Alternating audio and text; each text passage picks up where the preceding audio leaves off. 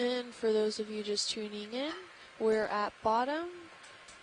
We're giving the ROV pilots a minute to catch up with all the videographers to make sure all the color aspects are right, and we'll be on their way in just a few minutes.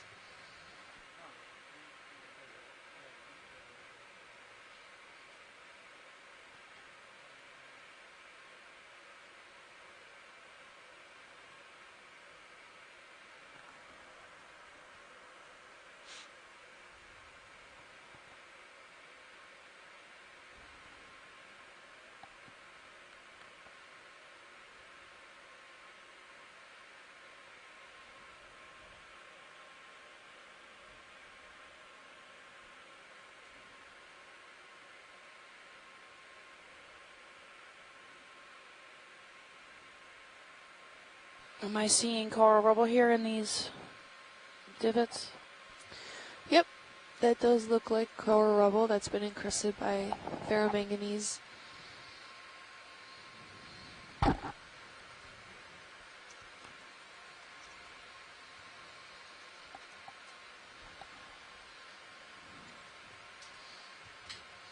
Got some small gorgonians ahead, possibly whip corals. We're lining up on 300. I think the one at direction of travel 10 o'clock is a bamboo coral from a distance. 320 if you want to get us a move. I don't want to commit to that until we get close. Sorry, say that again? Yeah, it looks like here we have a whip 320 coral. if you want to get us a move while he's finishing the white Could possibly be a black coral. You're fine with a 300, even though you're... Yeah, that's fine. Bridge, this is RV Nav. Go ahead, Nav. Ready for a move when you are? I'm ready. Range is 30 meters, bearing 300. That's 300 degrees. Speed 0.2 knots, please. Yeah, it's 30 meters, bearing 300, speed 0.2 knots. Good copy. Thank you very much. Thank you. We're coming up on a really nice looking Antipatheria. Yeah, let's get close. Can we get a zoom in on this whip coral, guys? Yeah, video's just finishing the white balance on one of the last cameras, but I'll hover here for a second. Okay. I was just about to hail you guys and let you know that we're just about done with that, and vehicle is stable, and as soon as video's done with his white balance, we'll be able to zoom. Great, thank you. You want to go wide on the Mini, and then we can start on this video. Are you ready?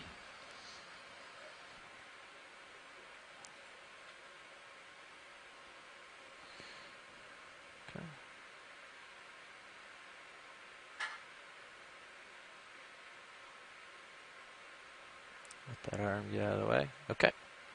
Come on in.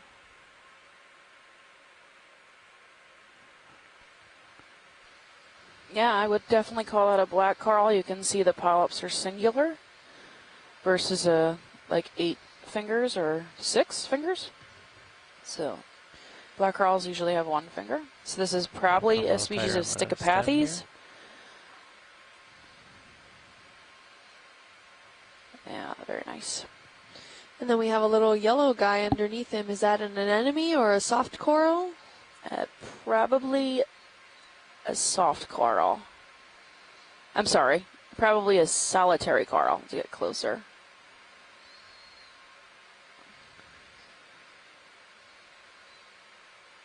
Yeah, I believe he's a solitary coral. Does he have an interior skeletal structure? Yeah, he should. See how he's attached to the bottom. Mm-hmm. And then we've got this round bulbous white sponge right to the right.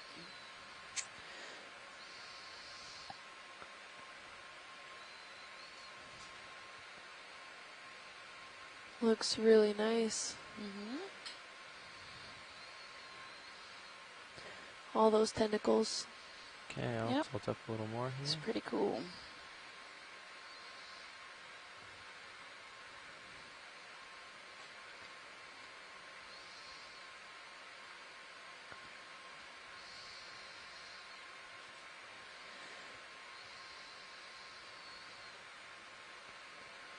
So most of these polyps look like they're almost two-pronged Yeah, sections. they should be singular.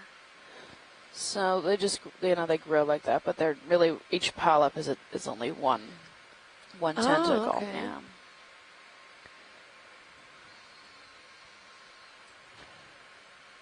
It's typical of a black coral, right? Sure. The Antipetharians. At one time, they thought they cured disease, so that's where they got their name, Antipeth. Antipeth. That's interesting. But now we're actually looking into some sponges that might have some effects towards breast cancer. That's right. So we have a few species, actually, of deep sea sponges that help stop the growth of breast cancer in the lab, as well as pancreatic cancer. Our Harbor Branch's Oceanographic I think it's these ones. has a biomedical research department that has been doing research on that for about, 20 or 30 years. And we go out and collect sponges and give them to the biomedical research department, and they do all kinds of crazy workups on them. So there's at least 3 that I know of that Pilots, I'm going to go ahead and bring your sonars are, back in. Great. 30 and 50, respectively. Perfect. have been found to possibly help or stop the growth of cancer. Wow. No changes have been So made. I think one of them is Awesome. they're doing lab work on it. I don't think it's quite at human testing, but they've gotten pretty far with the one. Well, one step closer is one step closer. So we've got Quite a bit of coral rubble in the area. Sorry, didn't mean to interrupt you That's there. okay. Still a bit of current. Looks like another Stichopathes ahead of us. Towards And the, way out there, northwest we there. might have some crinoids. And I think these little gorgonians might be bamboos. If you want to zoom in on, how about this one right here in that center screen, that one with the That's crinoid on it. Sure thing. Can start in video. I'm just sneaking closer here. And on the edge of it, a nice crinoid. Yep, that's a bamboo coral. With something adjacent to it, just beyond it, it looks like there's something yellow tinted. Yeah, it's probably a different species of gorgonian. So these are the crinoids that Chuck saw yesterday, right? He said were usually purple. This one looks a little purple to me. Nav bridge move complete. Yeah, More he was purple out. than Got it, that Bridge, yellow thank you. color. Pilot ship is stationary. Great. You want to tight on this? I'll let you push out a little bit Get the before I call name the next from one. my notes from yesterday.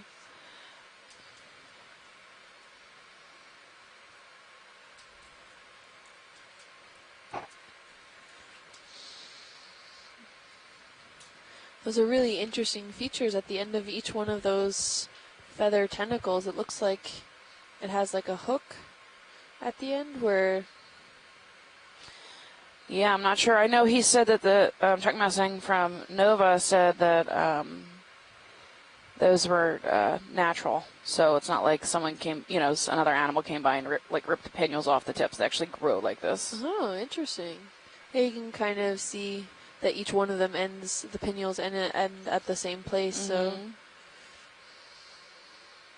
I wonder if that has anything to do with stability or swimming, Come out a or little bit Maybe for me. extends their ability to catch stuff. maybe. In the water column. I Yeah, honestly well, don't so know. current's coming from the. I wonder from if Chuck was behind on me. the line, he could chime in and tell us, but I don't think he is. So, depending on how I set up. I Yeah, can get Xenometra prop washing while we're columnaris looking at is the name he So gave he it might be yesterday. shaking around a little extra from me. So, Xenometra.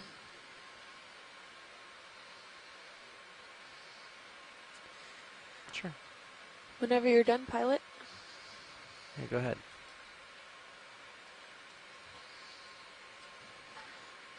And then we have this really nice bamboo coral here.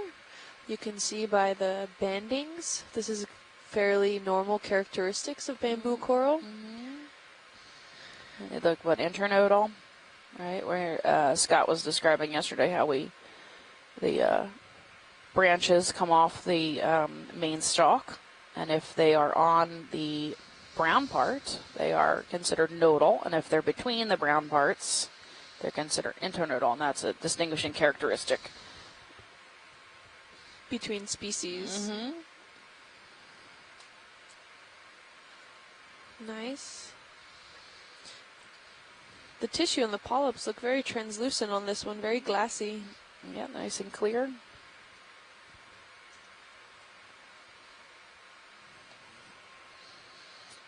Right. All right, I'm happy whenever you guys want to move on. Yeah, I'm happy when video is. I got something in the water.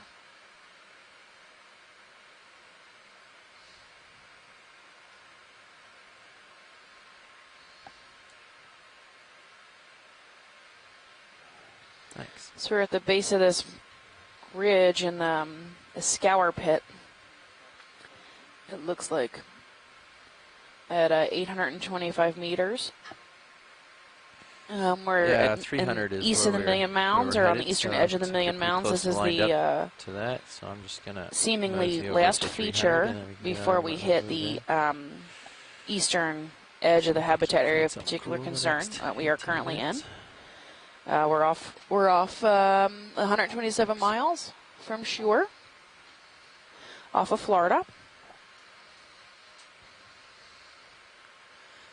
That's right, and we're already seeing very different characteristics than from yesterday's dive where we started off, whereas at the base of that ridge that we were climbing, there were a graveyard of coral rubbles, and we didn't see much overall life there. We had very little corals actively growing.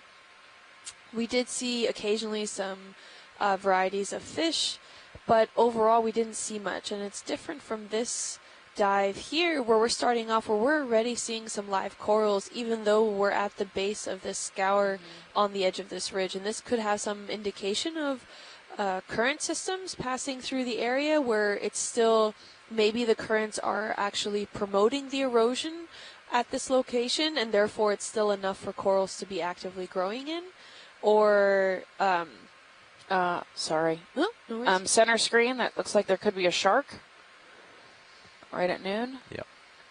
Sorry, go ahead. Yeah. Well, sneak that's up on it. interesting. Come on in. Predation event. Is he maybe. eating? He is. Yes! Deep sea predation, yay! And what kind of shark is this? This that we've seen on Nat Geo. Oh my gosh. He's got a whole fish head. I don't know what kind of shark this is. He's pretty cool. Go back to the Wait, go fish back. head. Yeah, finish your lunch or breakfast. Well, he now sees the ROV. It looks like a bigger snack to We might be a little overwhelming. maybe. But, Cool. wow, really great way to start off this dive here.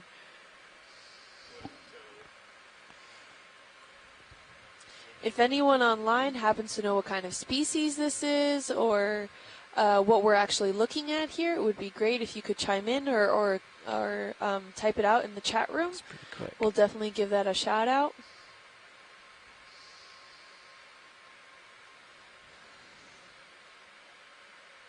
I wonder if it actually For is a second, predator he's and running off in killed the wrong direction. the fish, or if it's more of a scavenger, just came upon the opportunity of a Sure. dead fish and started munching. I He's wonder if pretty those fast, are so. specific characteristics of these specific fish or sharks, or I don't know. Seems to be really interesting. My Maybe guess a is full he's belly scavenged. there. Yeah, right. Maybe he got half of most of it in. Maybe he took it away from another predator. Yeah, he could have. Only saw the head. All It was right. pretty big, too. It looked too big for him. Thanks. Yeah. So I would imagine he didn't kill that himself. It's probably a scavenging species. Bottom dweller. Really interesting. Sorry to interrupt your breakfast. You got another cool fish here at center screen. Yeah, come in partial before this one swims off. Not sure what this is. He's that a got hake or barbels. On Might all be a hike. sides. Oh, nice. Wow. Yeah, you can give us a little He's more. pretty cool. He is. Also trying to get a little closer. Possibly a codling of some type. Honestly, I'm not good with fish, so we had a fish person online that could help. But Could we get the laser so maybe we can get a size measurement on him? Oh, you do it. Go ahead. They might be in frame. Okay. Really interesting. Yeah, come out a little bit. He's having these like short bursts of, I guess, maybe pulsing water through his gills. yeah, or he could be eating something we're not seeing. Yeah. Okay, that's But he's good these with really the long lasers. Kill it. whisker-like features. Do you know what they're called? I think they're barbels, a type of barbel. Okay. So they use them to feel around the ground. Okay. He has one coming up out of his fin as That's right. well, on the dorsal fin. We have to remember that it's pitch black down here normally I've Yeah. spun So- around too. to figure out how to get around. So you evolve to touch things instead of see things. Some sort of No, sensory. we're not. Yeah, ship is stationary. Has And we been also have for a lovely almost 10. Stichiopathes here again, where it seems to be swimming around, and some ophiuroid. Still the coral Really rubble. cool looking fishies. Seems to be of grayish color and almost 2 white stripes going across his body. You can come a little tighter on his head. He's gonna play nice for a second. He's here. just showing all sides for the camera. Right. That's pretty cool. Really interesting. He looks like he almost has like a scrape along the side of his side. Oh, up here? So, yeah, maybe he That's- got snagged on something. That's or- probably his lateral line. So Oh, okay. fish have a lateral line which it's a series of pores with a tiny little hair in it, if you will, and it can actually sense pressure change. So Wow. that's how fish school. They use their the senses from their lateral line to help them school. So, and then a lot of these Nice. deep sea fish also have Sweet. light creating, like illuminating cells, illumination. Okay, here's So they second. make their own We'll move on. bioluminescence.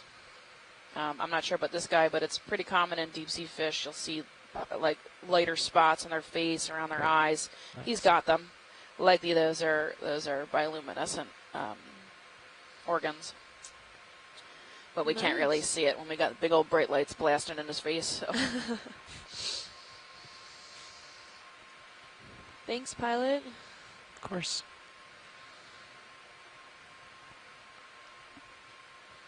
Well, we're off to a good start on this dive. I'm hoping it only gets more interesting from here. Did you guys hear of or see the pretty big shark at the surface? No. No? No. What kind was it? There was a shark at the surface? I think someone feels left out. Lars has said it like 7 times when we were seeing it. He was pretty excited. Yeah, there was some shark. Do we it know was what pretty kind? Far off. I didn't recognize it. Ah, okay. I have a limited to like 6 different shark species though, so if it wasn't one of those, then I don't know what it is. Wow. Oh, there he is. And We're the looking replay. at a playback yet. He's got a really long tail. Seems to be a pelagic type of shark. Yeah, pelagic white tip, maybe? Maybe. I don't really know the sharks that well, so I'm not great with anything that has a vertebrae. We have people coming in now hearing the word shark. Do you see the port light? How it's like But going back to what we're seeing at almost hand hitting or here, is hitting the shin? this is Can you more swing similar that to what back we've out? been seeing in yesterday's dive, where we have Just, a lot of coming carbonate across the sediments camera in and the blinding. area with an overlay of a lot of this Maybe coral I don't rubble know if that's you been did it on purpose or if it was ferromanganese an accident, encrusted. but And when I say ferromanganese encrusted, it's a lot of that darker material that you're starting to see being maybe encrusted you on tried these to coral move the mini Zeus fragments, at one point. and it has something to Oh, do with the there's another shark concentration here on the right. of the You got something behind you. Yeah, I Start just with saw that. that. Yeah. of the chemistry of the seawater that reacts another with the fishy here. skeletons Let's see of what the this overall. is. Oh, look, we have another shark. Is this another shark? Yes. Wow, That's we another are quite active today, guys. If we want to just hang out here, I'm good for that too.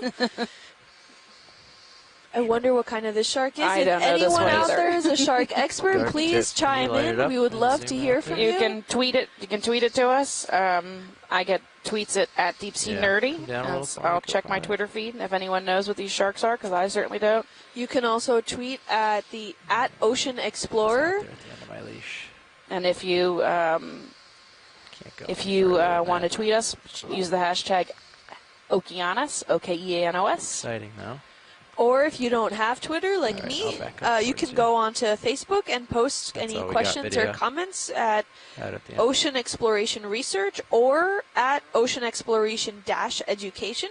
We're also on Instagram at NOAA Exploration. You can also use the hashtag Okeanos Exploration there. Feel free to ask any questions or post any comments. We're available, and we'll try to keep active on those and answer them as they come in. You can also contact me at my Instagram at DeepSeaKim. Would like another move if you're ready. And at Stephanie's Instagram. Range is 30 meters, bearing 300 degrees, speed decimal 2 knots, please. Yes, 30 meters, bearing 300, speed And maybe tag some shark Good copy, people in thank there you. too, Thank so you. we can get some commentary from them. I'd love to get to know what we're looking at here. It had black on the very tips of its fins. We're looking at a Shark Saturday here. Hashtag Shark Saturday. There you go. We're trending. Well, we're trying to. Just try not to jinx it.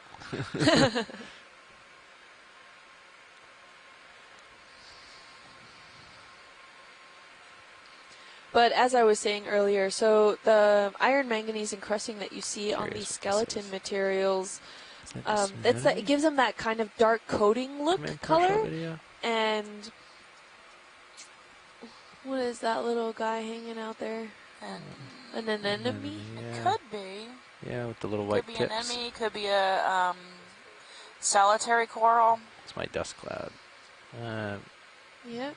See if I can get that And to the clear out for a ferromate second. manganese encrusting comes from the ocean, the chemistry of the ocean water mixing All the with the shark skeletal chasing, I've material, picked and it's up a actually encrusting a dust lot of this tail here. iron manganese coating on top of the coral rubble, and it actually impedes a lot of Screeching the to a overall halt on a skeletal dusty structure road. that we're looking at when we want to look at it under a microscope, or when we want to sample, subsample the right. coral This skeletons cloud for might linger isotope for a bit. work or We age can move dating. on. It's quite Thanks. a degenerating material, and we actually have to clean a lot of that off and kind of mechanically clean it, even with dental tools, and use something called leaching that we're trying to get rid of all of that material so we can actually get down to the actual skeletal bone of the material so we can actually start to work with it. How do you age these? Is it like rings on a tree? So with coral skeletons, you can age them with like rings on a tree. However, a more precise way of measuring them is referred to as absolute age dating, and we use a lot of geochronometry in order to do that. And we can use, depending on the age range, we use radiocarbon dating, which is anything up to about 10 to 12,000 years old. get We on this rat use tail for a uranium thorium dating that can go all the way up to about 500 to 600,000 years old. And then we can also use uranium lead. However, that does not work on this carbonate material very well.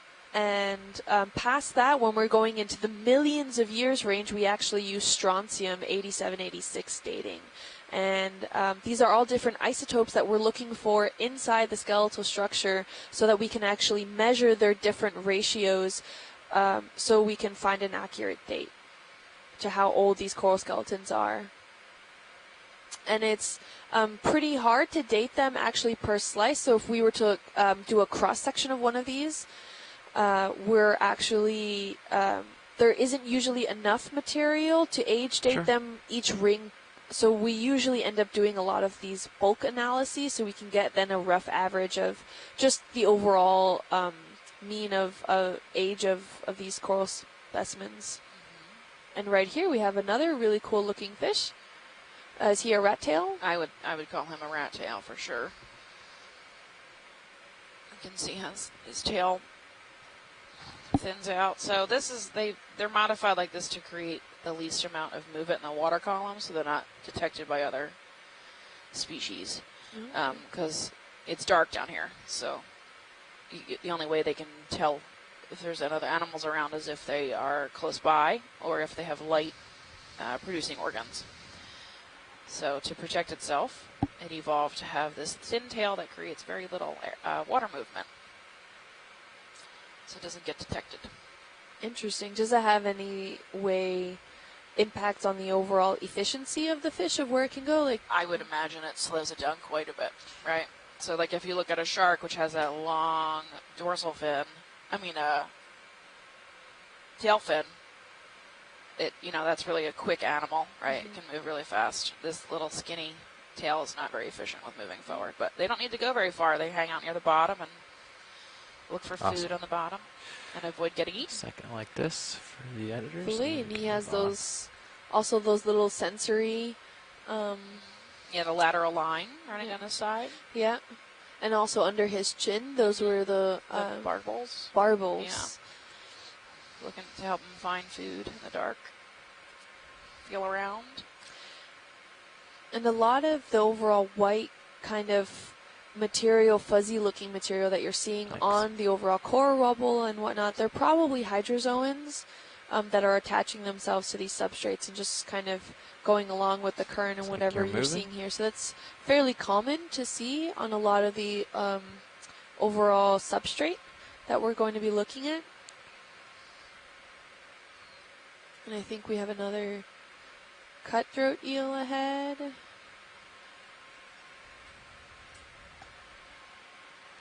Not sure on that. We can snap on the eel just to figure out what it is. He's about 20 centimeters long. These two lasers that you see in front of us are used to show measurements, so we can actually then see, because a lot of the time in these deep oceans, things either look a lot larger or a lot smaller than they actually are. So we're using the lasers to actually get an accurate measurement, and they're about 10 centimeters apart. So by having the lasers on, we can measure that this guy's probably about 20 centimeters long. We're seeing a lot of this Lophelia rubble around as well. You can see this fish kind of has the same modified, thinned out tail, right? So is this the cusk eel? Cutthroat eel? I'm not sure. As a chordate nerve, I have no clue. I confuse a lot of these. We're not fish people. So again, if you're a shark or fish person, please chime in. Let us know what we're looking at here. A lot of times with the cutthroat eel, you have to see the gills underneath to see how close they meet. That's where they get their name, is the gills meet pretty close on a cutthroat eel, underneath their chin. Nice, thanks, pilot. guess we have our fish person. I mean, I didn't get you the view to. So it's okay that you don't know, because I didn't get you that view.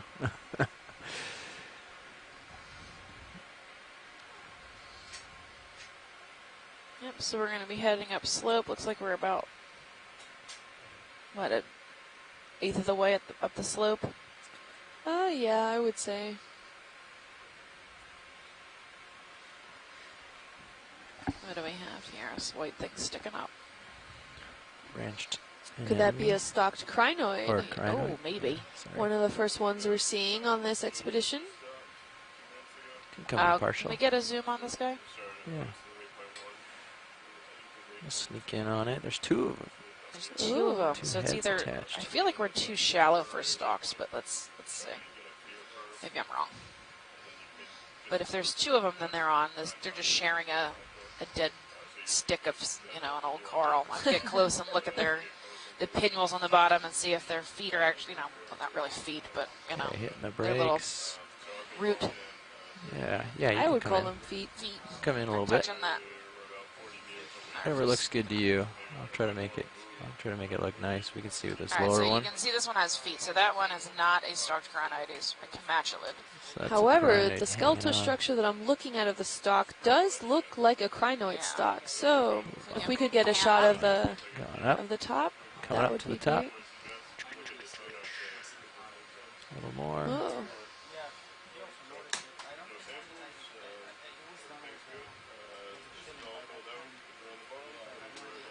And yeah, it is a looks like a stocked stocked crinoid.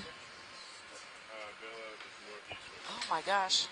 I like to keep it That's suspenseful. super cool.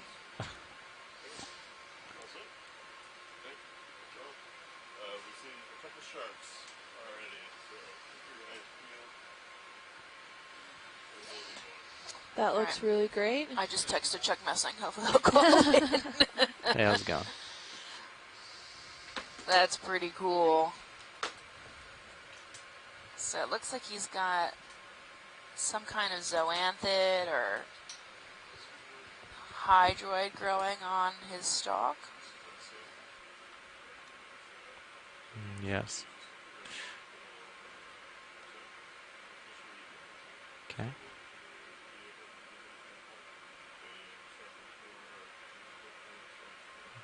Check the framing it shot.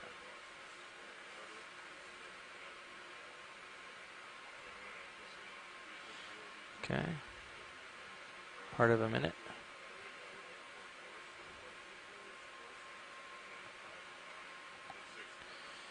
I don't know. I don't know if I have the Z bias tuned, but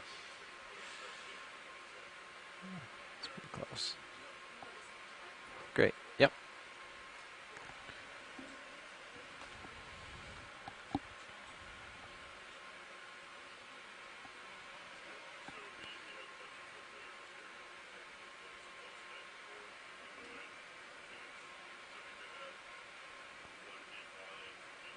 Let's see if a little section can fix that filter, Sean.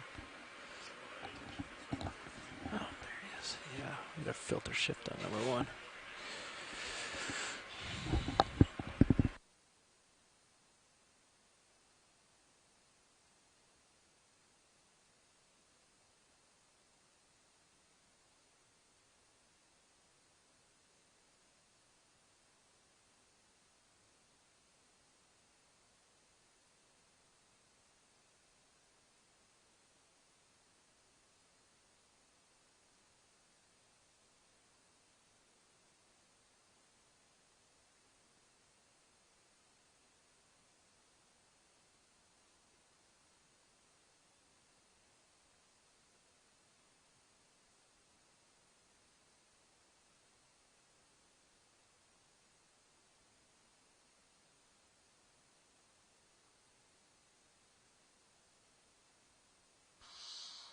We are in the middle of a shift change, so hold. Yeah, we'll give these guys a chance to change out. But in the meantime, why don't we introduce ourselves? So, I'm Kimberly Galvez. I'm a PhD candidate at the University of Miami, Rosenstiel School of Marine and Atmospheric Sciences. I study marine geology and the aspects of how coral frameworks interrupt and change the morphology of the seafloor and how they grow over time. I'm Stephanie Farrington. I'm from Harbor Branch Oceanographic Institution at Florida Atlantic University in Fort Pierce. I do a lot of work on the habitats and corresponding invertebrates around deep sea and mesophotic coral reefs. I've been there for about, I think, 9 or 10 years. I have a graduate degree from NOAA Southeastern University's Oceanographic Center. Great, Steph. Why don't we let these guys nestle in really Hey quick? guys. Yeah, I think we're all settled in, watch lead. Great, thanks. Do we have a minute to introduce the rest of the control room? Yeah, we've got a minute. Sure. Oh, we're going to get a view for you. 1 second. So in the front row, we have our ROV pilots and nav. Why don't you go ahead and introduce yourselves? Sure, sitting pilot now is Chris Ritter.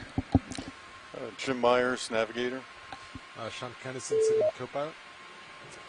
And sitting next to us, our lovely videographer. Yeah, back in the back row is Annie White on clipping. Great, thanks guys. And these are all part of a really large team that we're part of with the Okeanos in order to be able to explore the deep sea and get all that great footage that you guys are able to see live, as well as later on. We require a lot of people and manpower in order to actually make this all operational. So a big thank you to everyone that works on this ship. Okay. Yeah, there's quite a large team that gets all They this were going to work. at 300. They've been And doing it takes months and 30 months of meter planning. moves. to get everything together and organized and you know, permitted and all kinds of crazy stuff. So it takes a lot of people to get this functioning and beautiful. And yeah, so, and Watchley, we should mention, sorry, I didn't mention this earlier, that we're all engineers and video engineers working with the Global Foundation for Ocean Exploration. I left that out earlier, so Thank you. thanks, Watchleads. thank you. And if anyone is logged into the chat room, you can see that Right. the Okeanos Nav posts every now and So then the the general overall course lat has and been- long they've depth, marked this temperature, temporary salinity, waypoint, and dissolved oxygen and then we're gonna ratios head that are due west where from there. the That- ROV it's is up the currently steepest- experiencing at what this appears to be the location. steepest slope. And we can already Yeah, you wanna see get that moving? there's 30? a temperature change Sure. from that average 6.5 yesterday's dive at that 300. location to on average we're seeing here about an 8.2, and that is always in degrees Yes. Celsius that we're Decimal going to 2. be discussing this in. So Sounds that good. is already an over 2 degree Bridge nav. change of what we're seeing from the Go ahead, location Nav. on I'd yesterday's like to dive request today. to move. And that can range impact a lot of the 30 overall meters, biology that we're going to be bearing observing, 300 degrees, including these corals, speed maybe decimal even 2 knots. more Yes, of 30 these meters, bearing 300, speed decimal fish 2 knots. or Good sharks. copy, Maybe thank they you. prefer certain water temperatures or whatnot. We're actually observing something in the water column. Go ahead and video. Look at a Tina Yeah, go in ahead, the center co-pilot. screen. Look at it glow. Ooh. Oh, man. And I don't know if you were able to catch an eye Yeah. of it. He is Okay. actually glowing in like a rainbowish color. You can start to see him illuminating. Okay. Ooh, that's a Our really thrusters cool. might be tossing them around a little bit. Yeah. Yeah, we moved him a little bit, but he's definitely moving up He's right now. moving up. Yeah. So maybe we'll see another one here. Okay, That sounds was good. really cool to see. I did never you got move to it? see one illuminating like that It's back before. now, though, right? Okay. Yeah, they call it the Okay. comb jelly because they have 8 rows of combs interesting. that go along their body, and those Maybe we'll they flick those little combs keep up an and eye down, on and it that's what tomorrow causes during the descent, light. maybe. Wow. That's where the light comes from. They're quite beautiful. Okay, well, actually, we have a move in, so I'm just at the end of my tether. We're headed towards the base of this wall here. Okay. I'll let you know when we start picking it up. I think we actually are seeing an increase here. So Sounds good. There's actually a dark feature straight ahead if we want to go look at that, if we have the time to go look at that. yeah, we have the time, but I don't think we have the tether. Stretch. So Oh, we might Okay. but we will head there as soon as we get it. Okay. In the meantime, I'll kind of just turn my head, get a good overview of area we're about to go to here. Yeah. So Sounds good. to explain what the pilot's speaking about, we actually have run 2 ROVs at the same time. So we have the Deep Discover, which is feed 1. That's the video footage you're seeing from feed 1. And then we have Sirius, whose video footage is being broadcast over feed 2. So Sirius actually hangs above Deep Discover, or D2, and helps it embrace the impact of the ship to keep that from affecting the large ROV. And I always say I don't think this feed really gives the size of this ROV justice. If you're looking at feed 2, that ROV is 9 feet tall and 10,000 pounds. So you can see how large it is and quite how far away the Sirius is from D2. Sean, you guys made a note of that in the. So when okay, he's cool. talking about I he think doesn't it's have the probably tether air. to Maybe we can move lead it. forward, it means that he doesn't have the distance between D2 and Sirius to move far enough away in order to get to that point. Yep. What they actually have to do is move the ship forward, and then that pulls Sirius forward, and then D2 can get closer. So it's this constant dance of the ship's crew piloting the ship, and then we have 2 active pilots, the pilot and the co-pilot, who actively move the ROV forward underneath the ship. So they're always dancing around and working together in this unit to help us move forward through the Sorry, I quarter was messing column. with you, Bass. Thanks for the reminder. And we're coming up, and it looks like that maybe black feature looks to be somewhat like a fish of I've some got sort. a fish dead center, but I'm not sure what the black one is. Maybe it's an octopus. Can we Yeah, get a snap zoom can we on do the that? snap zoom here video? Hold there. I'll tilt up. Oh! Ooh! Oh, it's like a crab. It's Oh a yeah, it's a shrimp or a lobster. I Shrimp. have no idea what That's we're a looking shrimp. at. That is really cool. It That looks is a like a shrimp. spider vampire shrimp of what we're looking at here. Does anyone know what kind of Look shrimp at those this would be? feathers.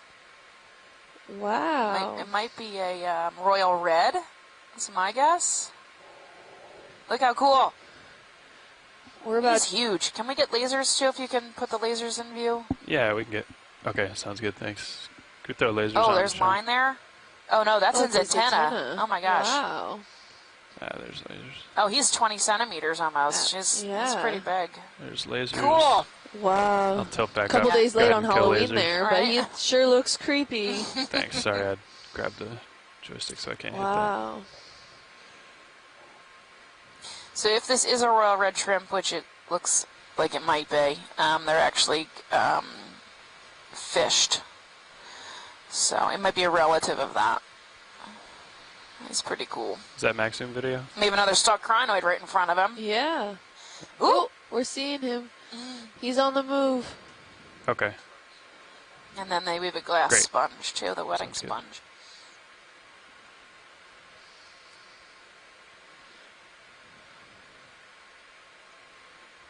Wow. Oh, no way. He's super cool.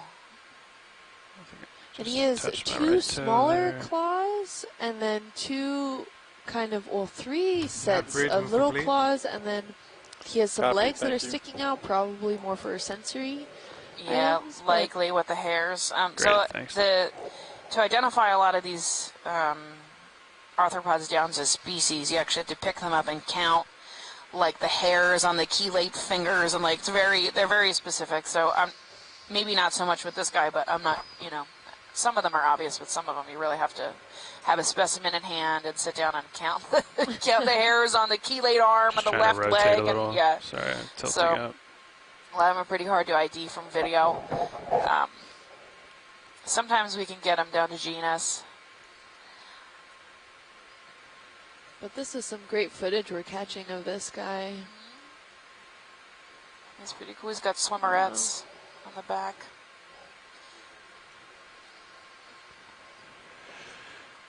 Yeah. Really Let me- long let me try antenna. here.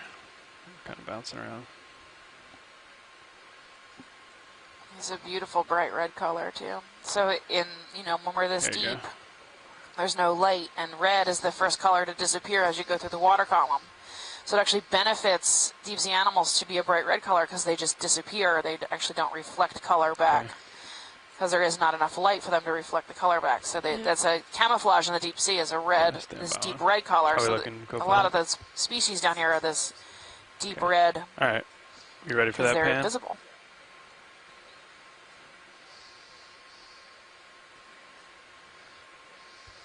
Okay.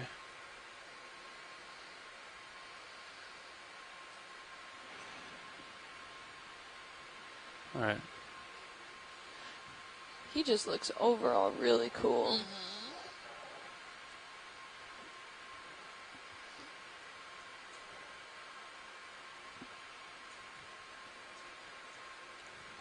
Yeah, just let me know when, Brian. Whenever you're ready, Okay. we're happy. Great. Yeah, we can come on.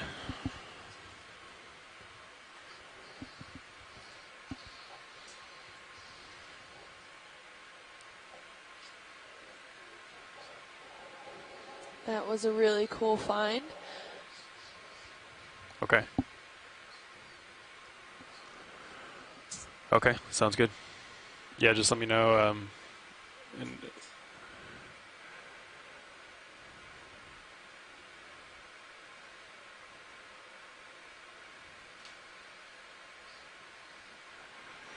all right, looks like got a little more. Can we get a snap zoom on that white thing that is right at the bottom now of the screen really Sure. quick? Does that move? That move is complete. Just as a heads up, double check the winch. Oh, it seems to be like we're coming up on another kind of fish here.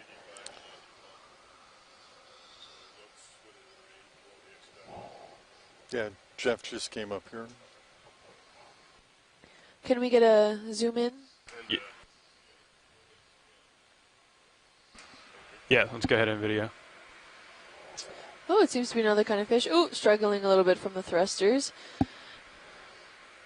That wasn't from me. Oh, okay. Then he just seems to be on the move. Maybe we scared him a little bit with the lights. Yeah, we can chase him a little. We'll just keep it there, Brian. Some mobile little guy. I'll try to creep in. He's really cool using some of his fins to just kind of hang out and rest. We're stopped, right? Yes. Okay, thanks. Yeah, go ahead in. He's coming right at us now.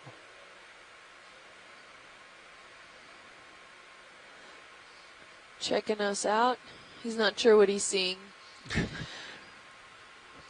Really cool. He has some black spots all along his body and on the tips of his fins.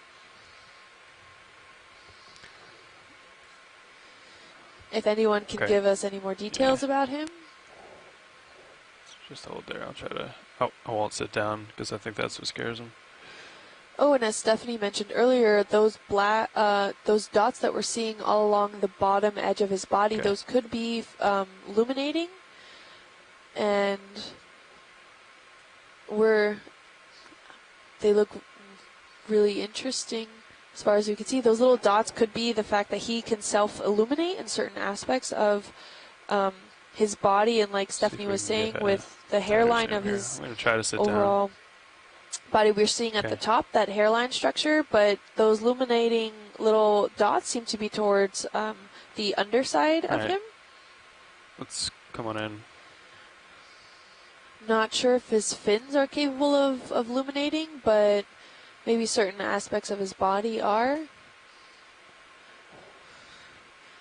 And it looks like he can just kind of suck in some water to be able to pump water through his gills, so he can actually remain stationary, where a lot of other fish are required to constantly keep swimming because they don't have those features. And his dorsal fins, the back dorsal fins, look really interesting in the fact that they look almost frayed on each side of the top and underside of his belly. Okay.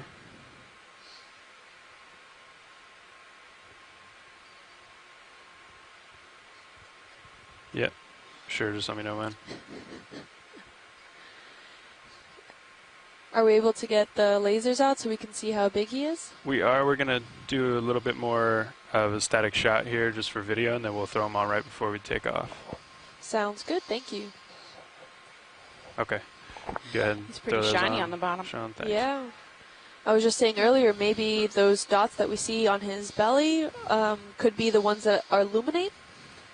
He has photophores. I'm not really sure. I have to look at him a little closer. He's generally a little guy, maybe about 15 centimeters in all.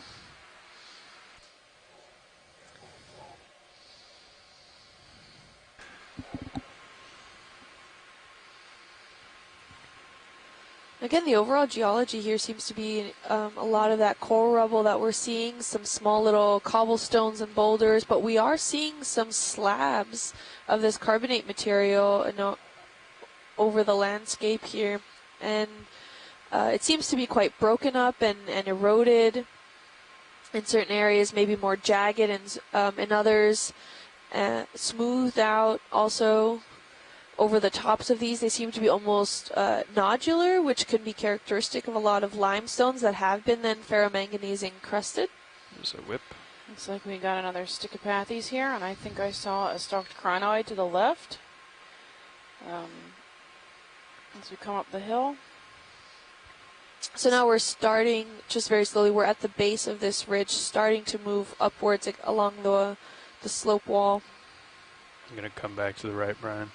Ooh, yeah, there is. I don't know if he's a stalked crinoid or if he's just hanging out on the edge of a bamboo coral there. And as we move upslope, we're starting to see more and more of this kind of slab-like structure of the substrate here, more than the overall coral rubble. And that's just indicative of just either erosional processes that are occurring in this area. The current is smoothing out some of this rock and leaving some ferromanganese encrusted stones, which are harder then to erode than the underlying carbonate, out exposed. Yeah.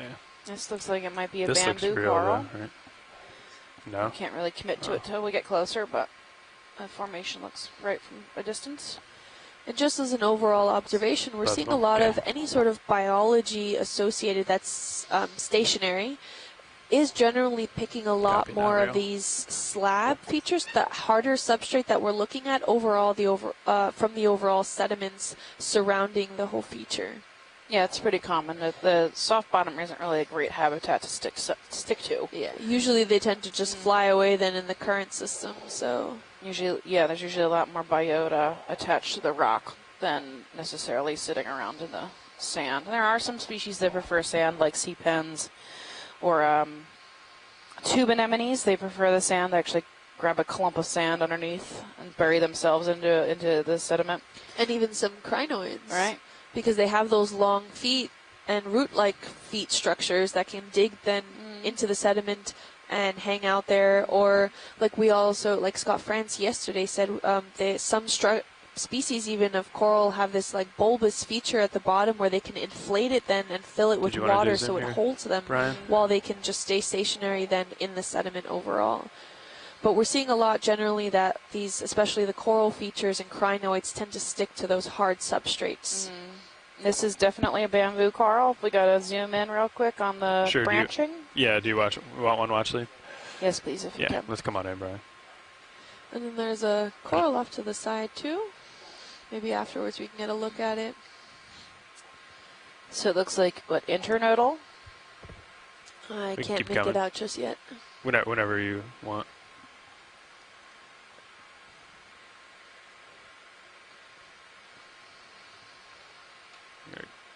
Yeah, see how the branching is on the white area between the two brown stripes, right? So that makes it an internodal branching. You're right. Look, it looks like we have a tiny little worm coming up the side on this one on the right. Yeah, sure. Maybe.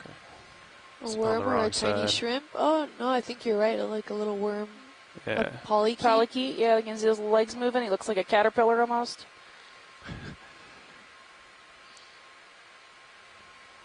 I was going to try to rotate around that side. I don't think I can. Just keep it here. Ooh, he caught something. You can see these polyps retracting when they end up catching some sort of material. That's part of the marine snow, and the marine snow is a lot of organic particulate matter that kind of just flows through with the current systems, that what a lot of these stationary organisms are looking for and trying to catch with their little tentacles so that they can pull it in and actually eat, because these corals never see the light of day, so they don't use any photosynthesis in order to actually produce sugar, which then is energy for them to grow. So they rely strictly on current systems bringing all of that organic material to them. And we have what looks like a little shrimp caught on a tentacle. I don't think he can eat it, but I think he's going to still try. Looks like a euphalzid or something. A little shrimp. Sorry, Brian, I've just got one toe in. Oh, it seems to be another one also on the tentacle there. Nice. I wonder if they just hang out there trying to steal the food. Maybe the polyp catches one. Okay. Yeah, he's a little too big, I think, to get eaten by that coral. There's the base there. Nice robust base. He's pretty sturdy there.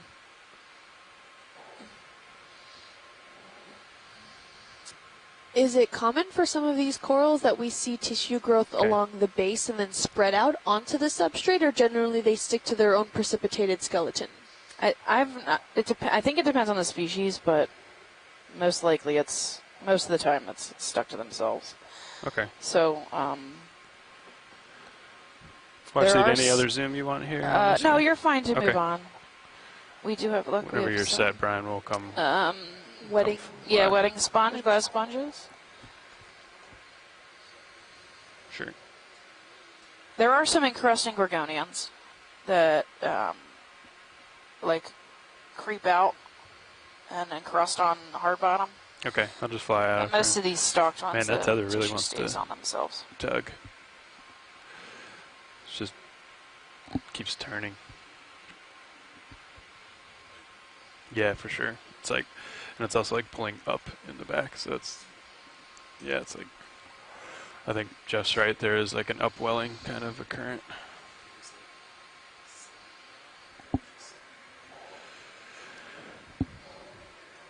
Yeah, what's our 35, 38 on the CTD. Oh, Chris, you're on the phone. That's more than normal. Yes, good morning. Good morning, Chris. How are you? How are you? Maybe Good. Who else is with you guys? Yeah. Well, right now I'm Maybe we the should put only some more one light on. here. You're in the only one? ECC Center, and yes, but it's excellent. And It's weird for looking it to be forward what we will see today. What'd you say, hon? 3 PSU different. You're on a delay? I'm already on What do you guys with think the about right another move video here? live stream. Okay. I'm thinking we changed to But I'm 280. refreshing takes us the up to computers in next the waypoint, ECC. but it's Okay. steeper. That sounds great. Yeah. 20, perhaps 20. Or you want to go 30? How are you guys We can doing? do 20 to start. Good. We got a nice launch this morning. Everything went smoothly.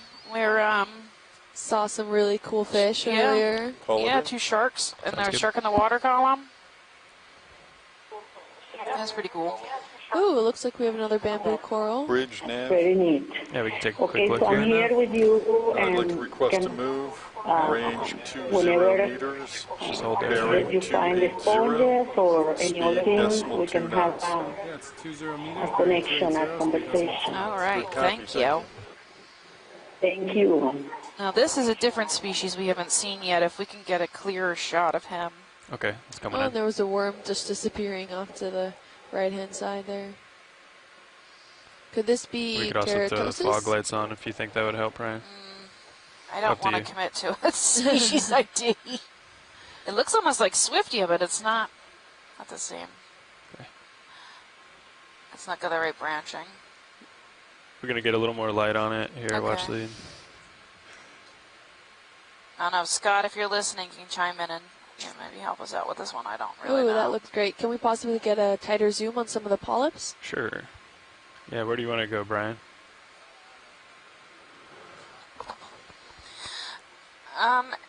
Okay. It could See be if we can get a black background up here. like in the same family. Yeah, let's come on in here. Primnoids are usually much more fine, I think. I honestly don't know what this guy is. So, your guess is as good as mine. That's pretty cool. What was the guess, just so the listeners Primnoid, I'm sorry, possible Primnoid. Is that max? Um, Copy. I'll just Yeah, the do a tentacle structures also tilt, look maybe. really interesting. They're almost web-like. It almost looks like there's even a membrane on top of it, but it's not. It's just the tentacles overlapping with each other. and they're branched. The tentacles are have little like branches coming on them. off. Yeah. Yeah. If you look real fine at them, nice. It's quite beautiful. I mean, it's definitely an octocoral. Yeah. I'm I'm not seeing that banding, so Well, it's not a bamboo coral. nope. Pretty neat. Oh, and it looks like he touched laterally up on that rock rather than just straight up at the base with a sponge in the background. Is that a Yeah, sponge? That's a sponge Yeah. back there, yep. I don't know how, oh, these are cool too. These cones over here on the right, on Yeah. the left. I don't know Those- what those are. Glassy cone structures. Maybe a former sponge that died off. Maybe. Pretty cool. Okay, I was going for the cones there. And they could be, they could be egg sacs, old egg sacs too. That I don't know. I don't know what those are. They're pretty neat. They look like glass though. Yeah. Oh yeah, this is a very nice, incredible composition of several sponges. Chris, can you turn down your TV? I think I'm getting an echo. Oh, yes. Okay. There you go. Yes, sorry. It's okay. It is a very nice, Yeah, like I'm you say, set her up and maybe we can get a left specimen and then over skeleton head off. of 3 cup-shaped small Okay. sponges. These three glass sponges, or you think they're glass sponges? They look like glass sponges. Great. but they're so transparent that it looks like it's not alive anymore. Yeah. And then to the right of it, you Yeah, there's have a lot a going small on there. round white sponge that might be a hexad or a calcareous sponge. A calcareous sponge. Okay. you can How see about it the one at the rotating. base of the Gorgonian, the yellow bulbous one? Yes, that definitely is a Demospongia. Stand by one, From Brian. the What was that, difference from Wesley? the class Demospongia, Can you repeat the most diverse group of living sponges. Kim, can you repeat your last? And it seems to be a small, Actually, can you repeat that? specimen, so it's hard to distinguish if it's okay. going to grow into a more clear form. It could be many things. This It with the could be red in the an middle? astrophorid, it could be a rocky sponge, or it could be a Yeah, let's go ahead and hypercalcified video. sponge. So Awesome. hard to say what, but definitely a Demospongia. Awesome. I think Thank it landed, but I think it is a jelly. It looks like we have a jellyfish that landed on the ground. Hanging He's out cool. there. Great. You can see again, he's got this red stomach, right? The red internal organs. So Are we the looking jellyfish for do that because the food they eat is bioluminescent, and if they were, they actually cover their internal organs with this red, coating, right? So that it makes those bioluminescent animals they just eat disappear. That hides them. So that's kind of neat. A few more Is he seconds upside here. down? Oh, there he goes. Okay, well, that was pretty really active. interesting to see. Okay. I have no idea what this Gorgonian is. It's super nice. Get back to it. Yeah. I'll mark him. The jelly is coming back. Oh, there he is. He's back again, actually. He's swimming right on top on the We try one right-hand more side of time that here. coral. Ooh, another cutthroat eel. I think he landed again, though. Yeah, he did. He looks really cool. Does he land upside down? Is that what we're saying? Well, I don't think so. I think he sits down on the bottom and then takes his tentacles and puts them over his bell. Oh. So he's holding them up. Is that in order to potentially catch some prey, whatever would swim above him? I'm not sure why he's doing it. It could be just so he doesn't get all that junk on the ground stuck in his sticky tentacles. Could be, You know. too. No, you're good. Just hold there.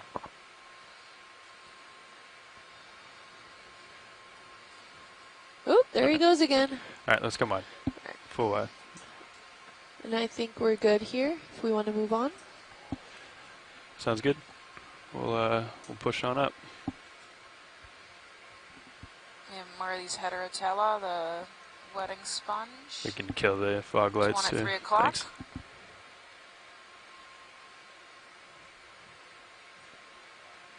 Great, thanks.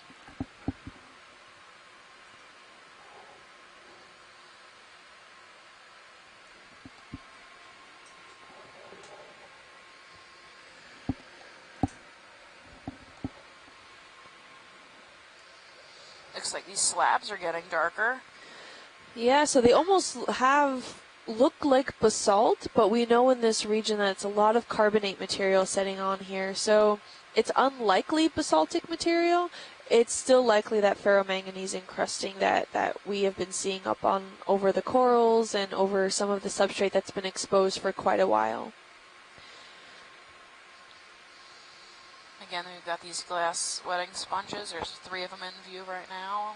We have probably a bamboo coral at 3. We've got a fish at 10, the cutthroat eel maybe.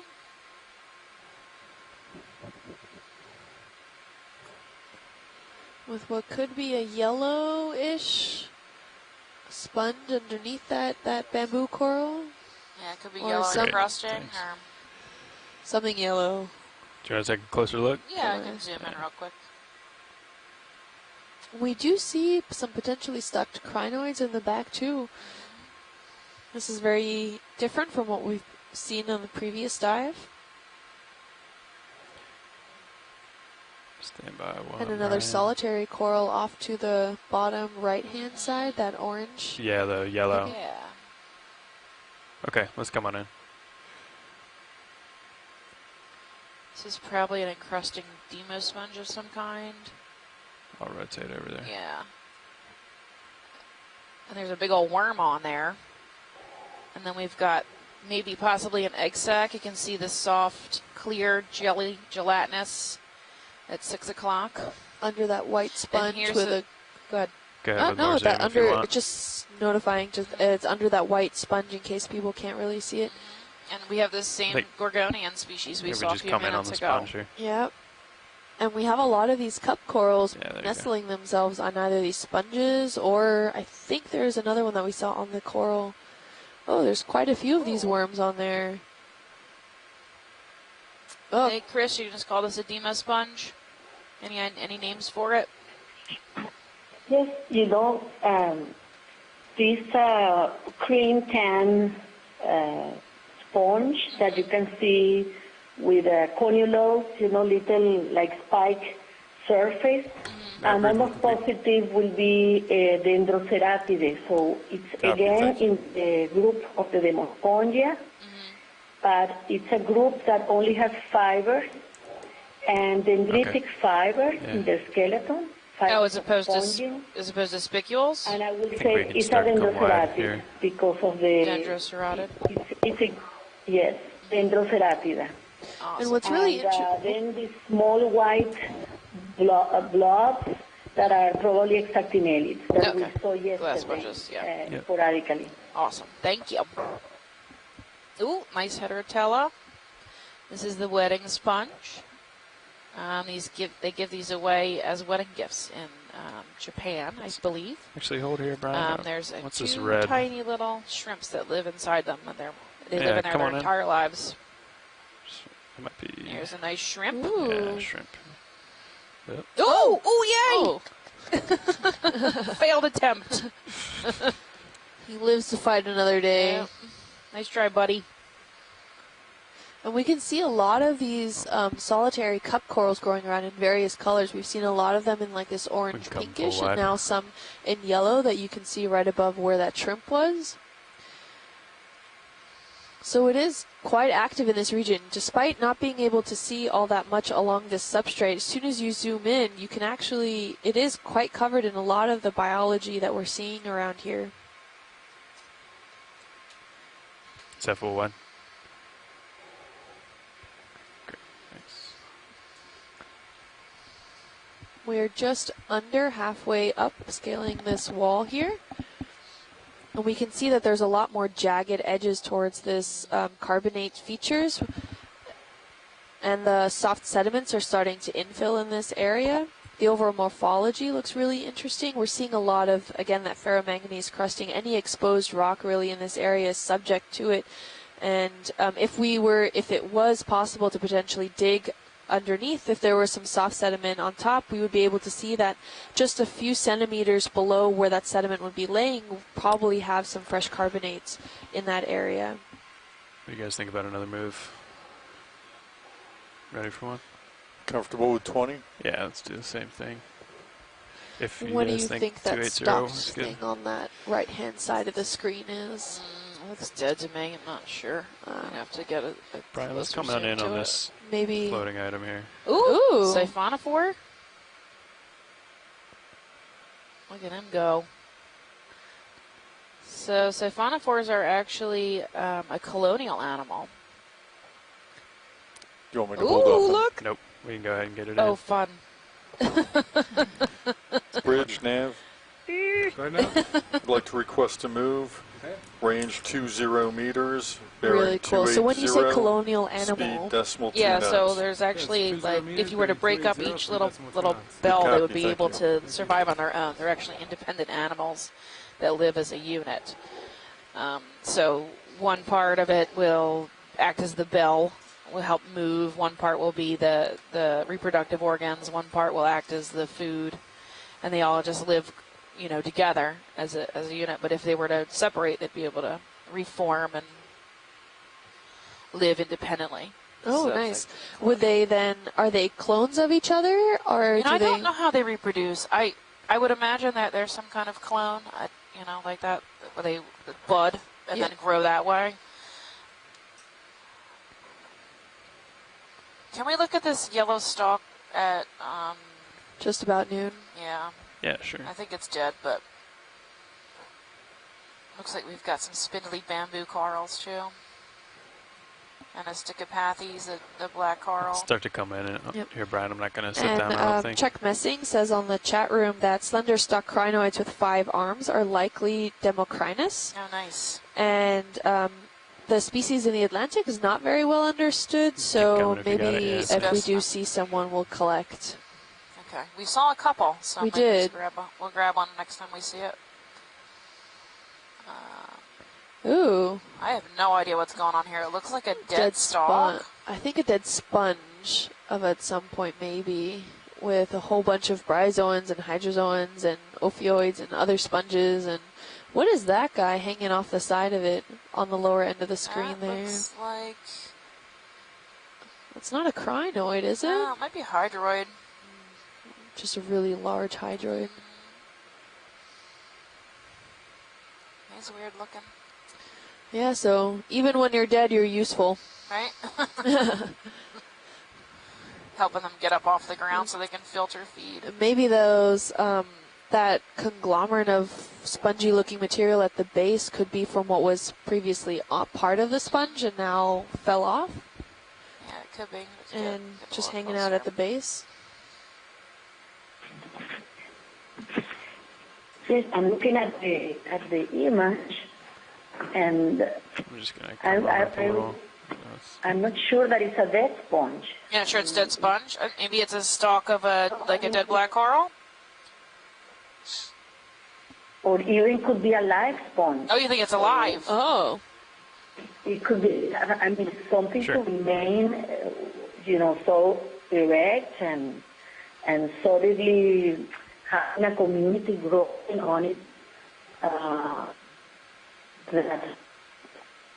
don't know how old is this, but by the growth of all these organisms, I'd say that it's been there for a while. Mm-hmm. So I'm not sure it will be a dead sponge.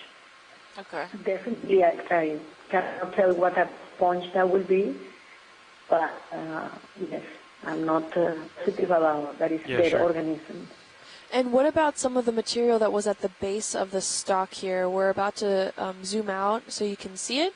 Do you think that has anything in relation to the actual sponge itself, or is that a different kind of sponge? Rotator running. What a cool observation. Let me think about what the size. I cannot see the laser. Can you guys turn the lasers on? Could you tell me more or less what is the size of this? There you go. Of this tube that is coming of the sediment?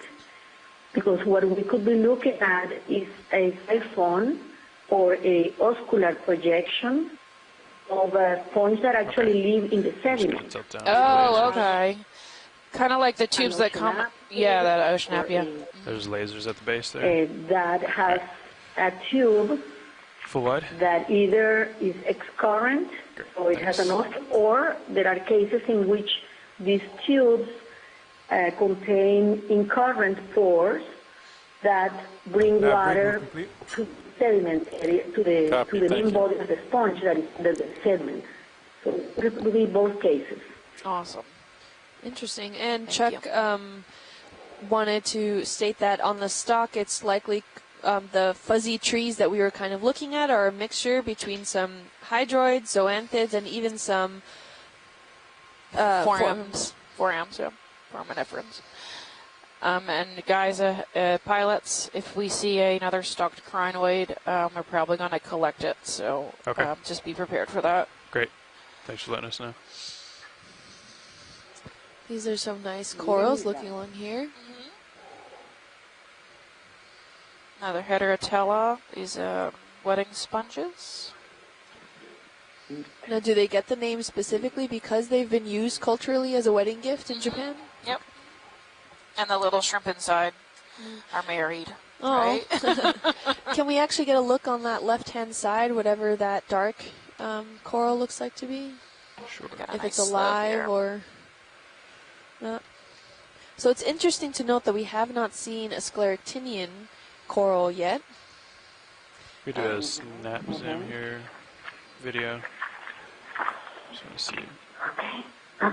Looks to be some sort of black coral. potentially, some just hold here, I'll- Antipatharia. Oh yeah, Come down. definitely. Let's get a good zoom on the polyps.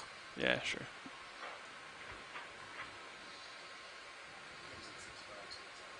Great, thanks.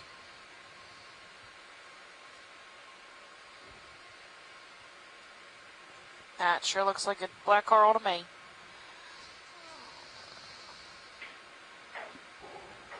Has a nice black stalk. These are, I don't know about this species in particular, but black corals are commonly poached for Okay, Brian. jewelry. You wanna So start they're here? actually Wanna just a get it a tight on the protected polyps species. here. Okay. They're We do under have the fog CITES lights, just don't balls. forget. So if, for instance, we collect Okay, yeah, these let's go ahead and throw 'em. for specimens, and I want to ship them to literally anywhere, I have to have permits because they're endangered. Oh, we got a little squat lobster hanging out on him too. And this. Sure. Oh, we have that jellyfish that's back in the background there. You can see that red dot over some with Come on some in, of the Brian. branches there. 9 o'clock, yeah. And here we have So I mean, it's little guys on here, little shrimps Mm. or something. I don't know, it looks like schmutz. Schmutz, some schmutz. Sea snot. Just tilting down towards the squat lobster. It looks like maybe. Oh, there's a little tiny one off to the side there. Oh, and what's dangling? I don't know. Maybe a clam stuck to him. Maybe. Yeah, I can go back to that. And is that specific thicker area of the branch there could be housing a worm? It could likely? be, yeah. It could be housing a worm. It could Okay, be yeah. damaged and recovered. Oh, here we got a squat lobster or something on the That might right. be hard for me to get to. Really nice look at the polyps. If we can get even a tighter zoom on some of the polyps, just so we can make sure ahead later and, on we Ryan. can have a good identification. Yep, you can see they're single again, right? They're little single stalks. Right, that's indicative of Antipathareans or black corals. As opposed to having 8 tentacles of polyp or 6 tentacles of polyp. There's only one tentacle per polyp. I think that's a clam. I don't know what kind of clam. It could be an ostracod. I was thinking ostracod, Try to but rotate don't over think to they the get- squat Sure. lobster. Unless he's stuck to it. He might be stuck to it. he might be. Yeah, like a He big, looks like actively he's stuck. just Hanging out in the middle of nowhere. Not sure how he got there. Just gonna try to get eyes on the squat lobster here. Scott said, looks good. oh my gosh, I'm not going to be able to do that. Ascothoracid parasite. Did I get that right? Oh, is that larger black section? Yeah, the clammy looking thing. Oh, the clammy looking thing. Ah, okay. We So don't it is see a that. parasite. Yeah, it's Okay. parasitic. Nice. Sorry, So does Brian, it it's feed moving- on the moving around a tentacles little. and the tissue?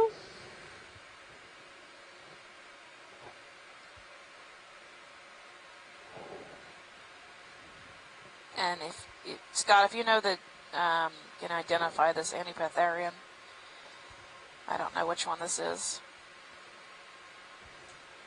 Yeah, that's coming. I'm still trying to get the squat lobster. Maybe he's trying to dial in at the moment.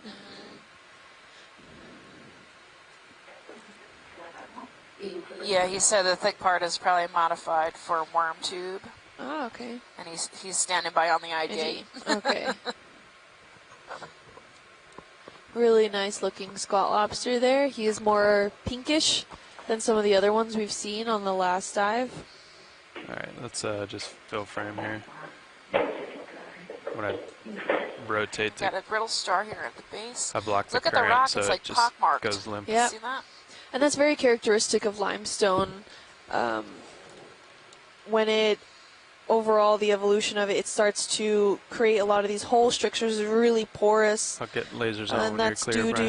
to the overall formation of how it forms, and then also sometimes when it interacts with a different current system that maybe is more acidic, it starts to erode Lasers are on. and deepen those pores. A lot of biota tends to also bore into the limestone, creating take some off. of those holes, attributing to the features, and digging further, and then even using some of the previous pores there to create their own network system system through the entire limestone feature. Nice. And we can kill Scott said fog lights, possible please. hexapathes, but he wasn't 100% on it. Great, thanks.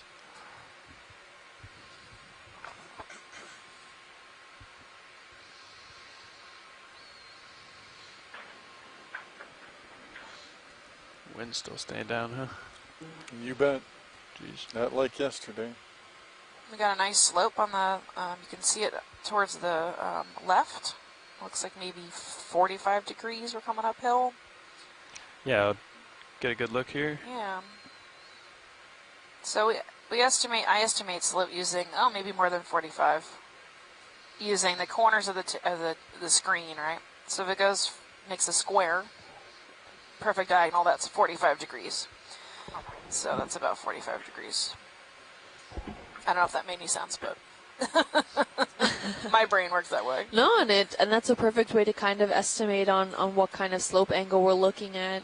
From the bathymetry, the slope was indicated about 30 degrees, but since it's somewhat a coarse resolution at 25 meters, we can always see some slight different variations on what we were expecting then from the actual bathymetry. We are on the steepest part, though, are coming up on the steepest part that was in our multi-beam.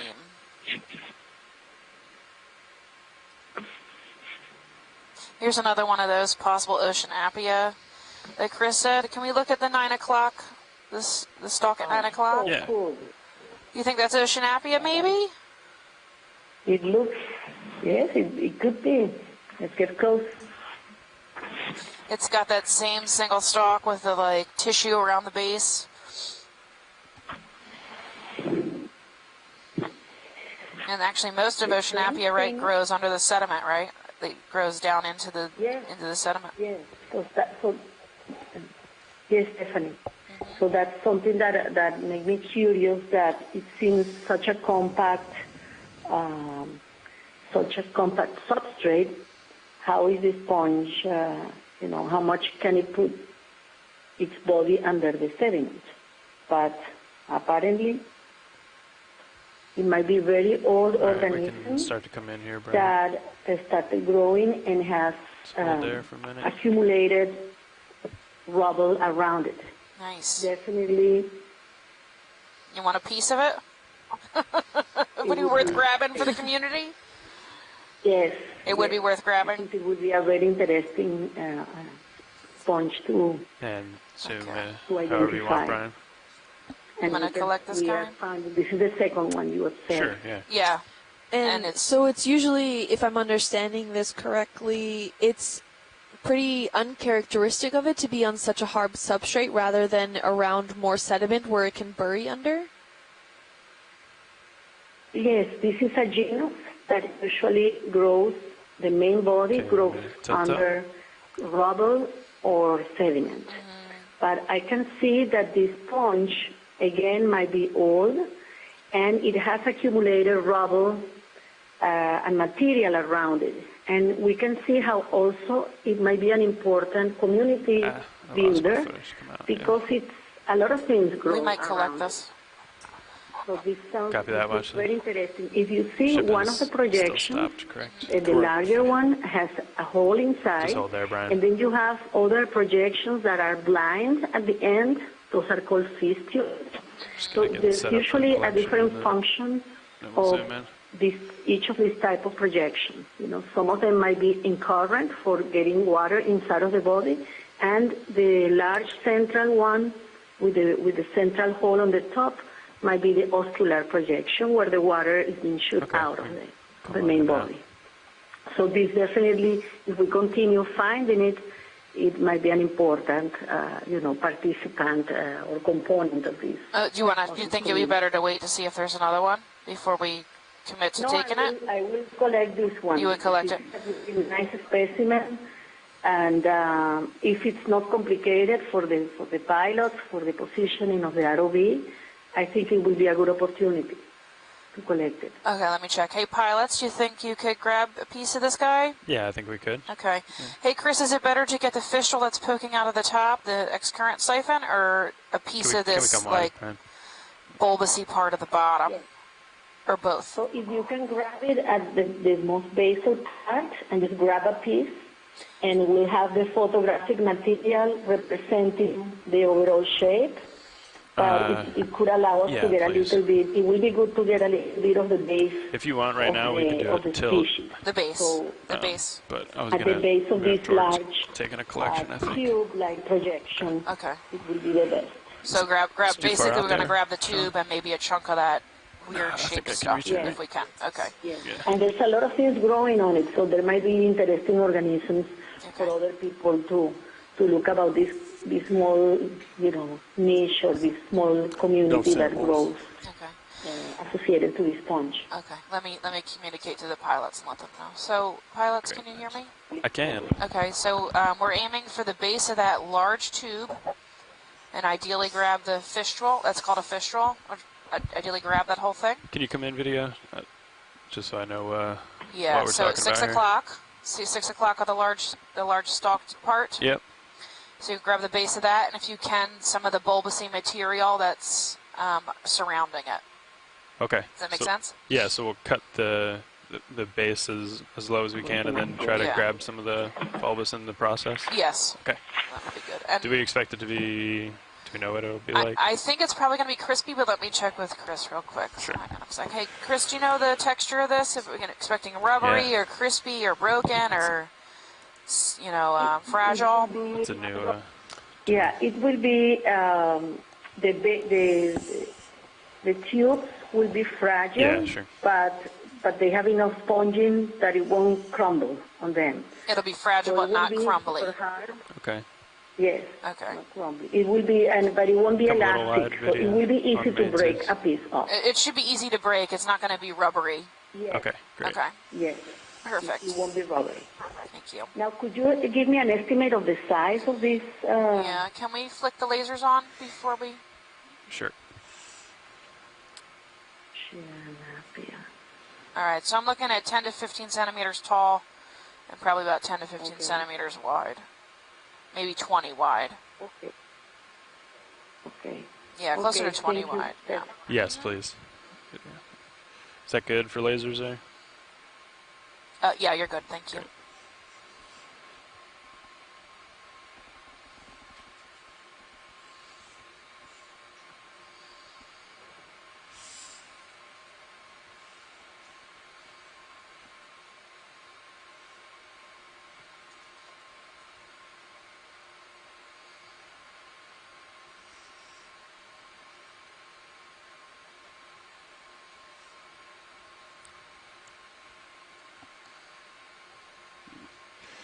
It's kind of an awkward angle there, huh?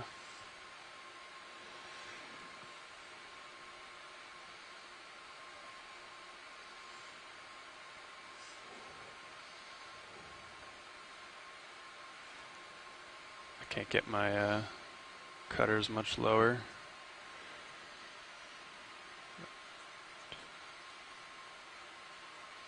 What do you think, Sean?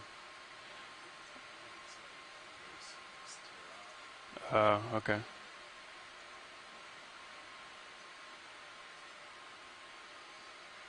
That might be too big, huh?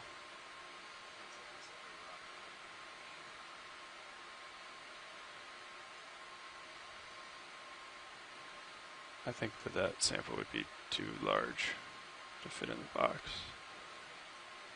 Yeah. Okay. I'm just gonna close the jaws before I go in. How's that looking, Watch Lead? Something like that? Yeah, that's good. Okay. It just crumbles apart, yeah. I got exudate. So that's either slime coming directly from the sponge or just dirt. Excellent. Yeah. Yeah, that's fantastic.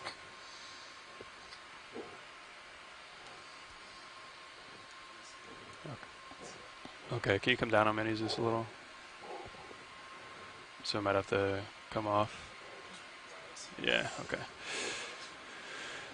Yeah.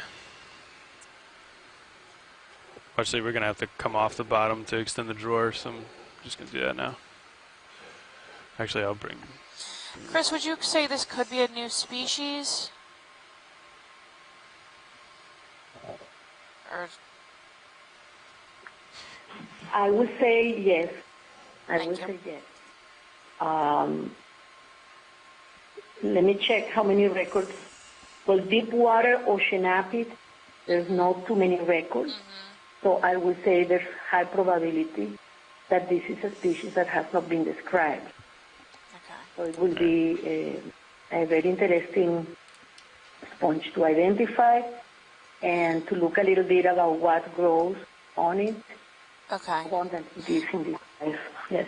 Is one DNA sample enough for both tissue types, or would you like me to do a DNA sample for the fistule and the bulbousy part? So get as much as you can, get tissue from the bulb part and internal. So in this way, it's not as much as contaminated as Let's the go ahead and surface extend. tissue. Okay. So just get a piece of the internal material, mushy material of the sponge inside, and are you collecting a separate sample for DNA? Okay. I'm asking. Okay.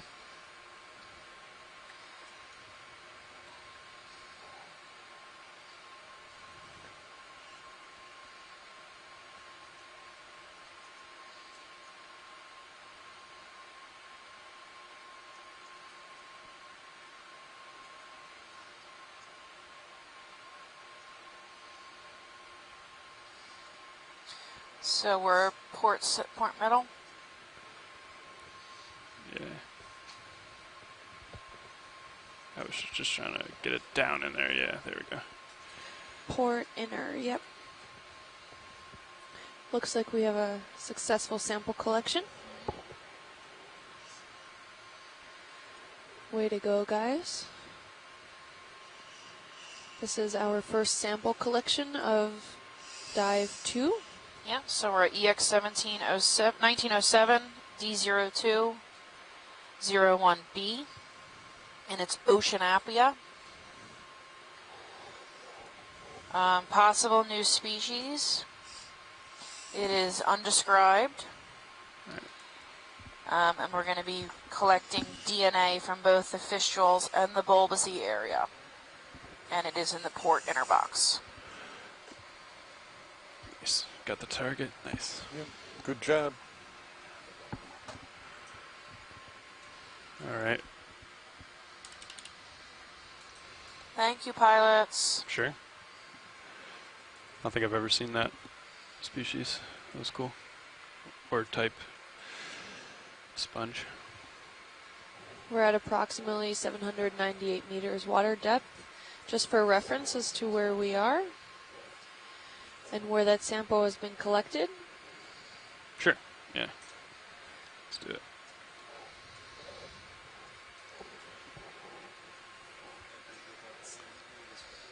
Yep.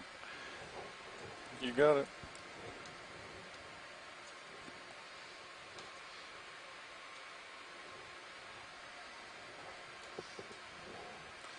Bridge ROV nav. Go ahead, Nat. I'd like to request a move. Okay. Range 20 meters. Bearing 280. Speed decimal 2 knots. Okay, that's 20 meters, bearing 280, speed decimal 2 knots. Good copy. Thank you.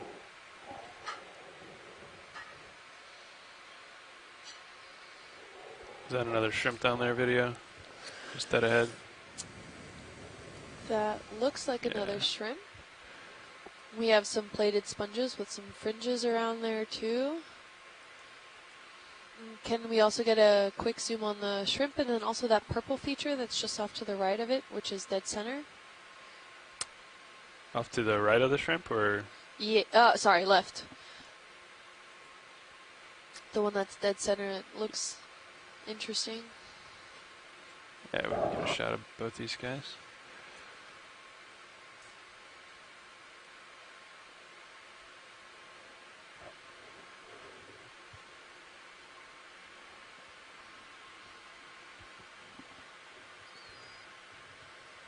All right, let's try for the shrimp first, Brian.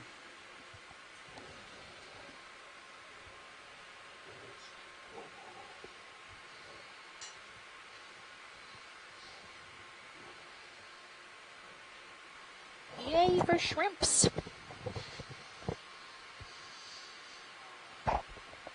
He's pretty neat. I don't think this is the same species. He didn't have the swimmerettes like the other one does. Yeah, No, sure. and he looks a lot smaller in comparison. Mm-hmm. Gonna get more light on it here. Watch the lead. Nice reflective eyes, though. It's neat. That's cool.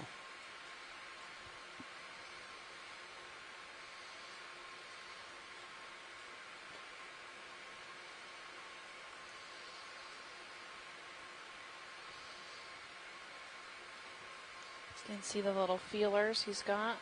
Really sensitive hairs along his antenna. Help him detect food and stuff passing by.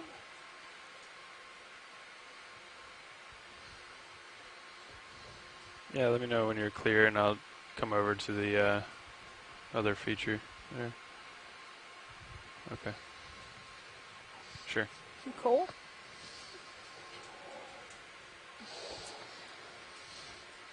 Ooh, there's a nice bamboo coral above. Let's come back in here, video. I think this is what Kim was talking about. Yep. That We've got a purple- sponge, I think. Just not sure what it was. And so- then a dying or dead solitary cup coral. Yeah. What's that yellow thing? Yeah, looks like a I have no idea. something also It dying. looks like a sponge to me. The yellow one? The yellow one, yes. What about the Get blue? slightly closer. I will tell you that it's either a calcareous or a Verongid type. It will Mirangid. be very different. The yellow one Yes, you're seeing. it could be it's bright color, bright yellow color. That's maximum, You can right, find Brian? in calcareous sponges, which are usually very small, like this sponge is. Oh, this little So it yellow might be one. a calcareous. Yeah. What about, Chris, what if you look at like 2 o'clock from there, there's like a yellow strip. You see that? Yeah. I don't know what that is. Sure. How about the blue one? You can hold there. The blue one also makes me think of a thin encrusting Poecilosclerida type of Poecilosclerida. sponge. Poecilosclerida, yes. Anything else here, watch Beautiful, lead? combination there we have with that cup coral. Bridgman complete. Copy. Thank Looks you. interesting. It has almost like a burrow structure in it. Is that characteristic of that? We can come wide here. Yes, video. I'm not completely sure if those tubes that we see Hey, are, pilots, can you swing 3 o'clock? tubes from Sure. worms and the Frame. sponge is growing Yeah. over Yeah. these tubes, or if they represent canals of the sponge. So, And then down a little bit. Sure. It could be both cases. I mean, I don't see it clear Gotcha. enough to decide if it's a very thin veil encrusting sponge that is growing over leftover tubes from other type of organisms, serpulids or other organisms, or See if if we it's can get part it of the here. structure of the sponge. Oh, there's a really nice cookie color sea star. Yeah, we found a Okay, goniaster. come on in, video. Very brightly. Nice, thank you. So we're about to zoom in on, is this a starfish? Yeah, so he's so cute. Yeah, the cookie cutter sea star or biscuit sea star, is a Goniaster or Goniasteridae is the family. I don't know the genus and species of this guy. If anyone out there does, please chime in. Yeah, I'd say just Sure. give it max if you Uh-huh. can. We have a Facebook question. Let's And see. that question is from an Anthony Nairhood on Facebook. Why do animals you encounter hold so still most of the time? Is that they're scared or curious? I would think seeing the sub come down with lights and lasers Great. would be enough to scare anything away. Okay. Well, the modal, we usually do scare a lot of the modal fish away, so we don't actually see them, but they're gone way before we get here because the most ROVs are sorry, quite Brian. loud. Okay. If they're sessile like this, they actually can't move.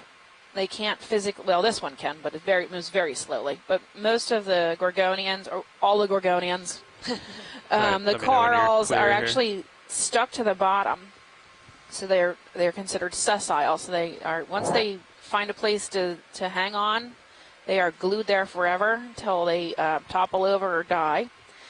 But these small starfish and stuff don't move very quickly. They also can't really sense us. I mean, they probably sense our presence, but they don't have eyeballs, so they can't see us. But even for some of the features, and correct me if I'm wrong, Stephanie, a lot of the animals and stuff that maybe the shrimps and whatnot, they can't zoom out really to see waypoint 2 all in that view? well. Correct. And so a lot of the light presence that comes from the ROV and the lasers, they're actually not really detecting. Yep. And it's something Just want that to see how far it was. Can we we zoom some can also screen on take the into account starfish? for. Maybe that's why they're not being scared off so fast. But it's something that we're also keeping in mind about. So a lot of the fish and whatnot, the ones that do stay stationary, generally like some of the fish we saw earlier, they don't really see the ROV maybe as a predator, considering that they haven't seen anything like that, or simply they just can't see it, period. All right, let's start to come And then in here, Scott Brian. suggests possibly they're doing it to conserve energy, so they're not going to pick up and run until they're absolutely sure they're endangered. And we're actually quite far away from these critters. It looks like we're super close with the camera because we have an excellent zoom, but we're Give it all pretty you far got. away. There we go. That's a nice starfish. Nice starfish. That's as close as I can get you can video. see, based off what Scott said, we saw that earlier. Yeah. So as we were zooming in on not the shrimp that we saw last shrimp, but the shrimp before that, he didn't move until the cutthroat eel almost had him and grabbed him. So he was conserving all of his energy until the last possible second to try to make that getaway. So unless we're actually physically trying to touch some of these specimens or animals, they would likely try to consume a lot of their energy, given that a lot of their food source maybe is not as regular as they would like to see, so they're conserving a lot of that energy. Yes, it's hard to eat down here when there's no light and there's very few sparse specimens or sparse species. Things to eat, yeah. Great. Nice, thank you. Very interesting question on Facebook from Anthony. I would like to add for you guys that when we dive in areas that are protected, for example, in shallow waters, the fish don't even care about a diver, which normally in areas that are heavily fished by spearfishers, they're really afraid. All right. They seem to have amazing eyes, this shrimp that was still. So probably there's not any fear, there's not any experience to have fear to the presence of the ROV. Right. They don't know. We don't look like a danger to them. Yeah, life hasn't taught them that there's something to be scared of. Like the Galapagos, right? I know all those animals they don't even care about people being there because they don't have any natural predators. Yeah.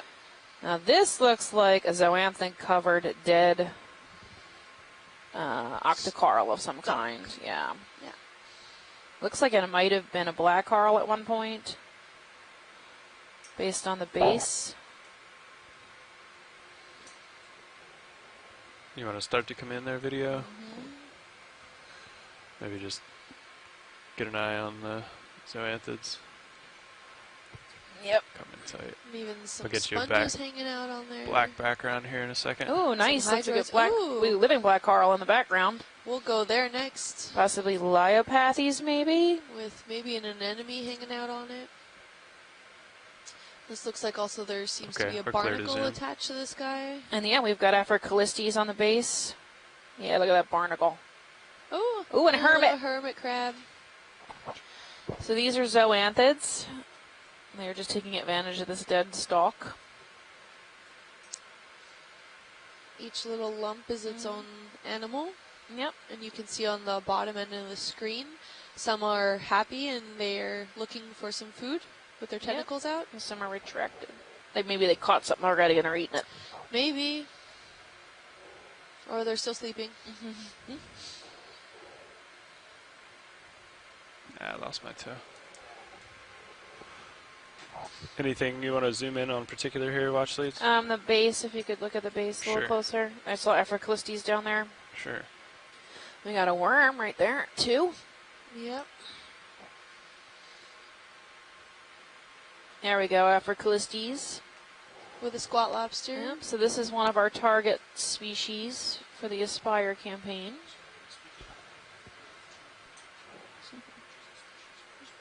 Yeah.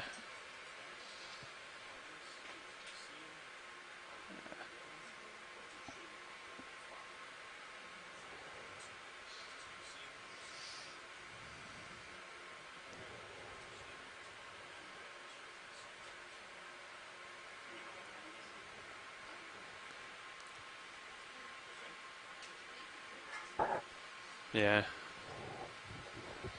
So we could, in theory, collect this Africalistes. if it's convenient, but it's not really in a great place because it's attached to this really stable base.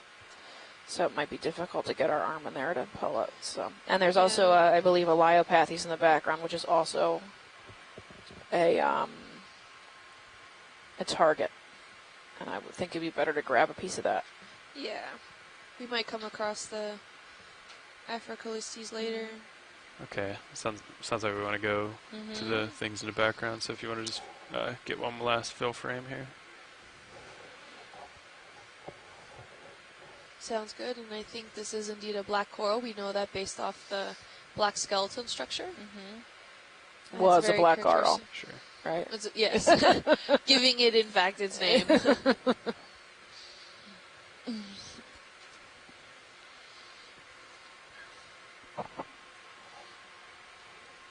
Okay, I'm just going to lift off. Yeah.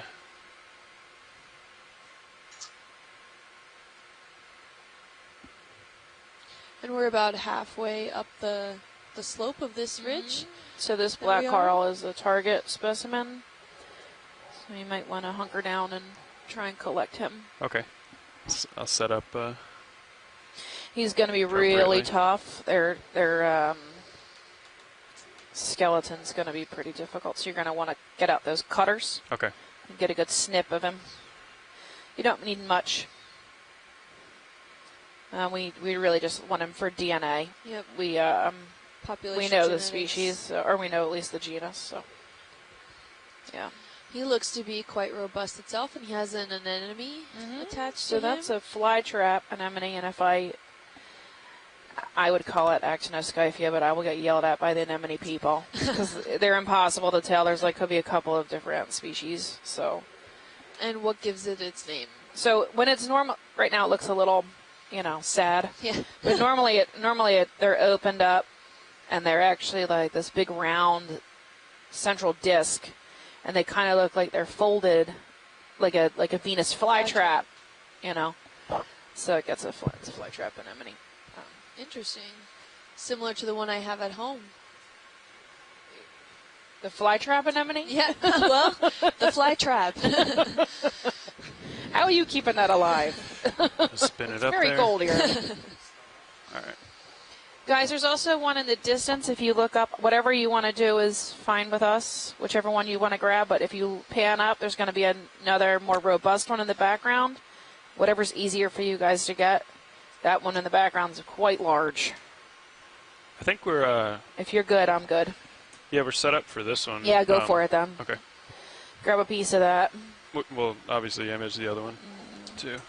And these look quite bushy overall, where they're growing Yeah, different okay. branches in all Sounds good. directions. There doesn't seem to be a Yeah. favorable direction towards any No. of them. And I think, Gonna Scott, try, correct at me if least. I'm wrong, that is I'll spin typical up. of the Leopathes. And Yeah, it they're looks not very planar. They're not like a planar guess I shape, could, right? Where you see a lot of that fan, in starboard. typical fan, right? This is more of a bush. or Yeah. polyps growing Yeah. in any particular direction. And you can actually age them based, if you know how wide the base is, you can age them. And when they get large like that, they could be thousands of years old. They're really old animals. Pretty neat. Really nice. Okay, watch these. So you said we don't need too much of this. No, I just need a small snip because I don't need shape. I just need enough for DNA. So just snip me a piece and Okay. we'll be happy. And it's going to be pretty tough. So you're really going to have to, Yeah, please. squeeze your cutters. Okay. Yeah, can you come in on Mini Zeus? I'm just trying to see which one would be best here. And then it needs to be in its own No, bucket. for the black coral. So, yeah, we can't mix it with another specimen. Copy I don't that. know if you guys usually do that or not, but... No, we do not. Okay. And Scott, I was saying earlier that these branches look quite bushy and they're not growing in any particular direction or anything. So I just wanted to verify if that was characteristic of Leopathes or not. Might be able to get this guy here. Let these guys do their thing. Oh, shrimpy.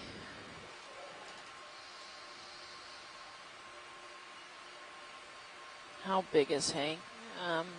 If you can flick your lasers on at some point, just so I can get his size roughly, but don't interrupt what you're doing. Yeah, I'm just trying to get get one that's like kind of out there. Yeah, I can go for the ones that are forward. Yeah. Yeah, that'd be good. Thanks. Yeah, maybe like.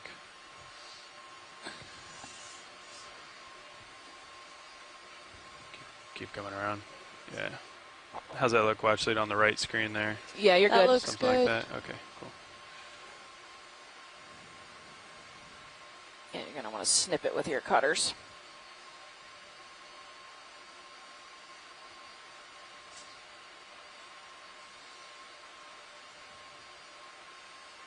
Nice.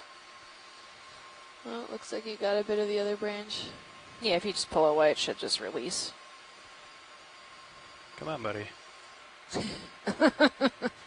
Or, yeah, twist your arm. That's fine, too.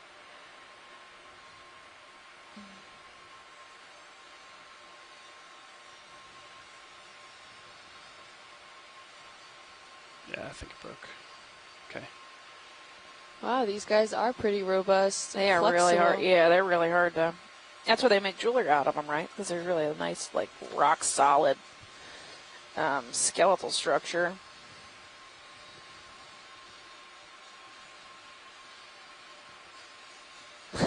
Yep, twist it up.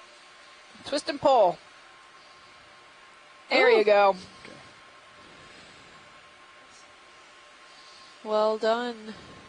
Okay, can you come out on Mini Zeus, please? It looks like we upset the anemone. Yeah.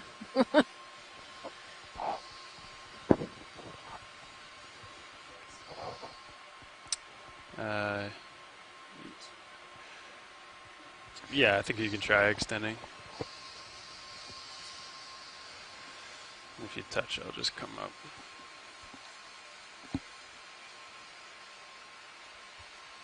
That should be enough, don't you think? Yeah, we can get in there. Yeah. Can you tilt the uppers down? Oh, I guess they're extended, aren't they? Oh, we'll be alright. Maybe just, we'll be okay.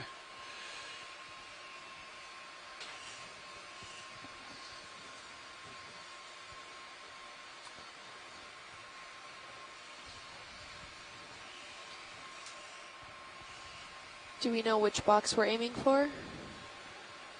We're gonna go starboard inner. Starboard inner, thank you. It's going to be really light, so there's a possibility it might try to float away if there's any kind of current. So you might want to shove it all the way down into the bottom. Okay. To get it pretty deep into that bucket, and then open your claw. Copy so that. It can just drift off. A light but robust skeleton. And then if we collect anything on that side, just be aware that they Could can flutter out. Yeah, it can fly out. We don't seem to have too much of a current today, so hopefully it's a non-issue, but lost many specimens that way. They just fly away. For those of you watching at home, on your main screen you're seeing the coral specimen, but the ROV pilots.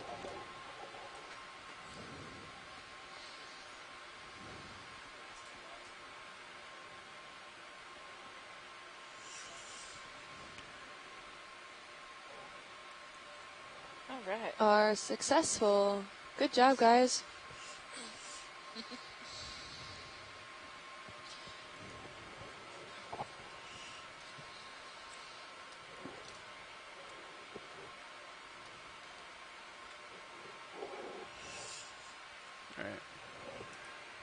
Coming off. All right. Thank you. And before we speed off, can we get those lasers strapped on real quick? Yep. Lasers are on. Okay. So about 40 or 50 centimeters. Oh, maybe bigger than that. Yeah. Almost 60 or 70 centimeters wide.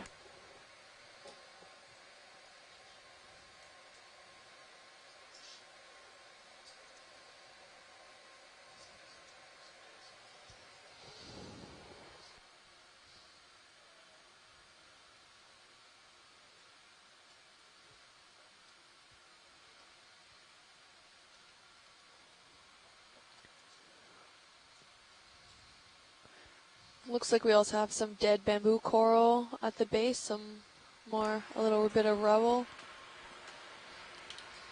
All right. And a starfish. Starfish, yep.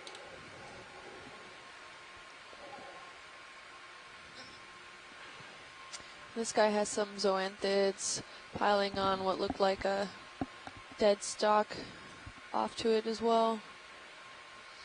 Looks like we got another bamboo coral over here. And more stichiopathes off to the just off screen now. There's a nice Oh, layout. there's even another one. Oh, that's the one we saw before. Ah, okay. This guy's He's a pretty big big. guy, yeah. You can see it in the manip cams. It's huge. Wow. Nice. He is huge. Jeez. Almost as tall as the ROV. Right? You put your lasers on for me? Yep. It's on, they're on I think now. they are on, yeah. So he's a couple well meters over, tall. yeah. Nice. But can we get a quick zoom in on that white piece too? Maybe it's another coral. Yeah, come on in video. It's all day. Oh, I don't know what that is. Hydro. It could be. looks like a hydroid.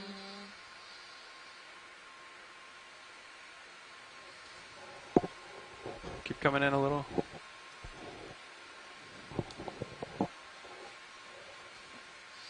What's that pink stuff? Yeah, that's what I'm wondering too.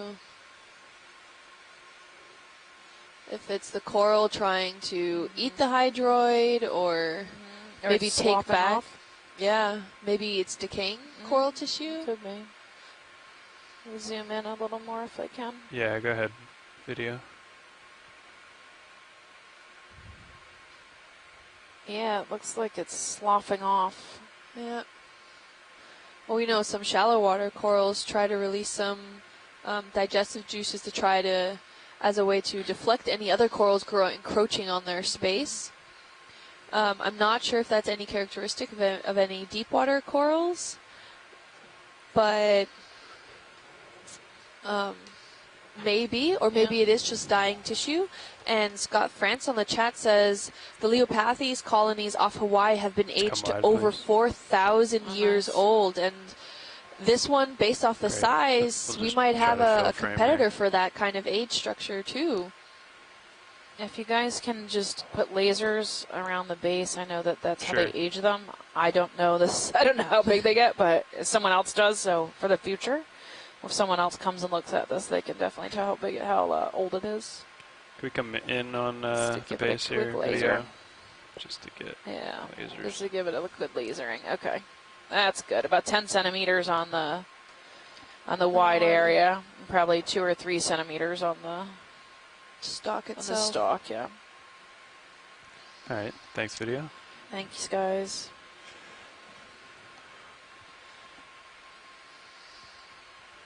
And we have some bamboo corals potentially sitting around it.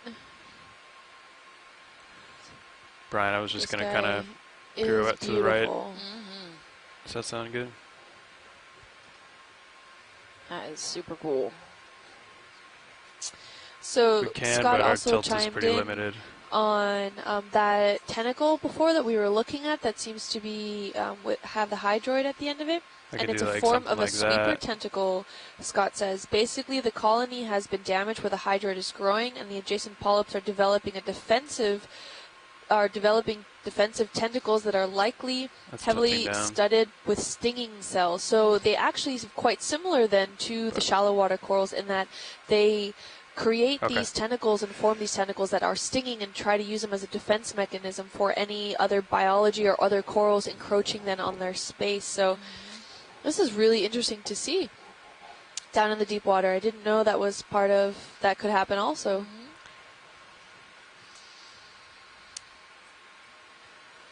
Generally, with so much space down here, you think that wouldn't really be a problem, Right? There's plenty of places to live, right? But A I lot of guess barren trying to be at the spots. highest space, at the highest point, has its pros and cons. Thank you, Scott, for that information. So yeah, we're looking at about a 45-degree slope here. Maybe a little bit higher. I'm gonna fly off then. With some possible cutthroat eels in the background. Another one of those wetting glass sponges. Those are Heterotilla. quite common in this area. We've seen quite a few. Bamboo corals too. A lot of these white ones are bamboos. And despite the fact that we are seeing coral rubble in this area, it doesn't seem to be nearly as pronounced as it was at the base or even at the last dive. That's just an observation. Maybe they're just tumbling down the slope. Maybe they just can't really hold it. And it seems to be, look, we even have another Leopathes in this area, excuse me. And a part of it's dead and encrusted with zoanthids. Half of the base seems to be dead. We have a different colored pink coral here at the base. Yeah. Not sure what that is.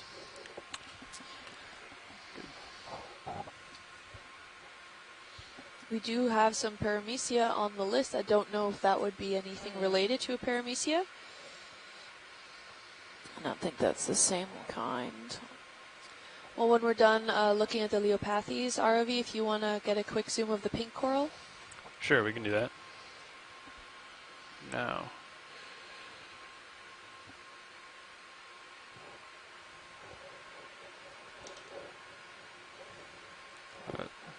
Are we looking at it kind of edge on right now? I'll try to rotate a little. Yeah. It might be bubblegum coral. Actually, I'm going to go the other way. Which is also on our collection species list.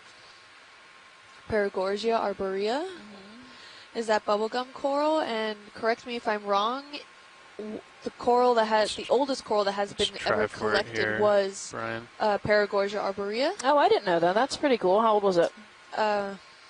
Like Scott said, well over 4,000 years old. Again, correct me if I'm wrong, but that was sort of a tidbit that of a while ago, but I don't know if that still holds accurate if we found a coral that has been dated to be even older. But the base was the size of a tree trunk, and it was taken off the coast of Alaska. Scott, would you call this Paragorgia arborea? Because it's I don't want to collect something if we're not sure. Yep. It does seem to have the knobby texture of it, but I can't really tell with the tentacles out. I could confirm the ID before we, you know. This is Paragorgia, but not arborea. Okay, so same genus, wrong species. So we are not going to collect him. You live for another day, coral. And then we've got a cool spaghetti-armed Ophiuroid. With quite a large hole at the base of it. Is that I don't know what that is. No, I've never know. seen that before. Oh, it's the gap between his legs, right? Is that what we're looking at? Yes. Yeah. I'm not sure of the species.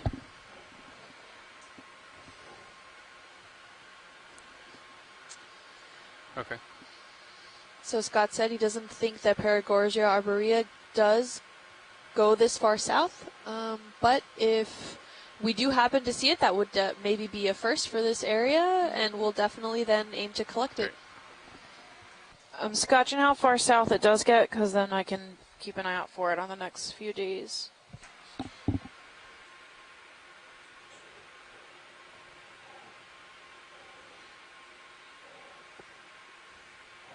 What do you guys think about another move? Same.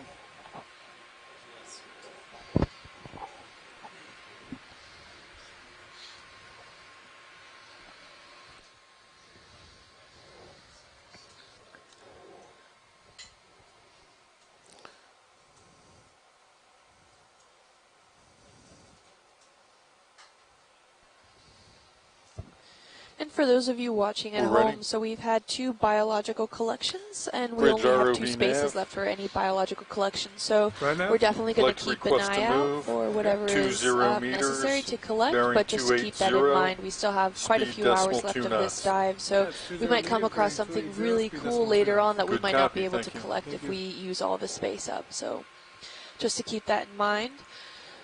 But as we move further upslope here, we're starting to see a more dense network of coral systems in this area, and we have come across quite a few variety of species in this area, and quite large. So generally speaking, usually the larger the coral is, the generally older it can be.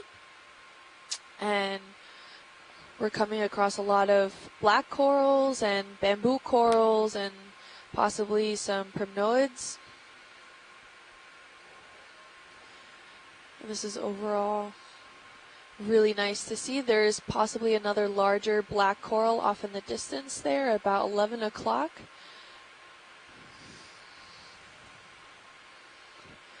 And we see at this black coral here, there seems to be, it's mostly dead. It's still somewhat alive, but it seems to be kind of coalescing, some zoanthids and maybe some other of those fuzzy trees that Chuck Messing talked about earlier, which are foraminiferous.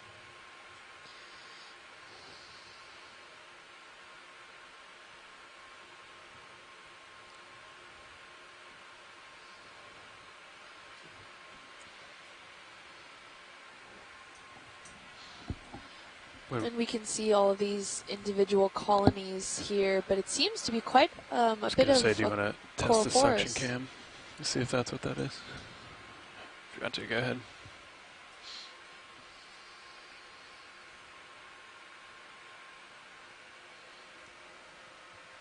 We've got a ground Even fault though we here. have seen quite a few of these isolated cup corals, just which make are sure of the that it is the scleractinian suction cam. species, we haven't really seen any framework-forming scleractinian species yet on this dive, as opposed to a lot of the other maybe soft corals that were, one was left unidentified, but compared to the leopathes, the black corals, as well as the bamboo corals in this area. And here, speaking about earlier when I was talking about the overall substrate of the area, the morphology, here we're starting to see a lot more of that coral rubble in that area, where possibly at a more downgrading, higher degree slope area, we started to see more of that slabs and the sediment textures that are all around. But here at this relatively looking kind of almost plateau terracey area right in the middle of our dive as we're going up the ridge here, we're starting to see a lot more of that coral rubble accumulation in this area, which means that it is likely the slope, the degree of the slope that is not keeping the coral rubble in place, that it's likely tumbling down and going somewhere else. The suction cam? No. No. Oh. That's actually showing that it's not. Can we actually zoom in on that little yellow coral off to the left-hand side of the screen? Sure. It seems to be like something we haven't seen before yet.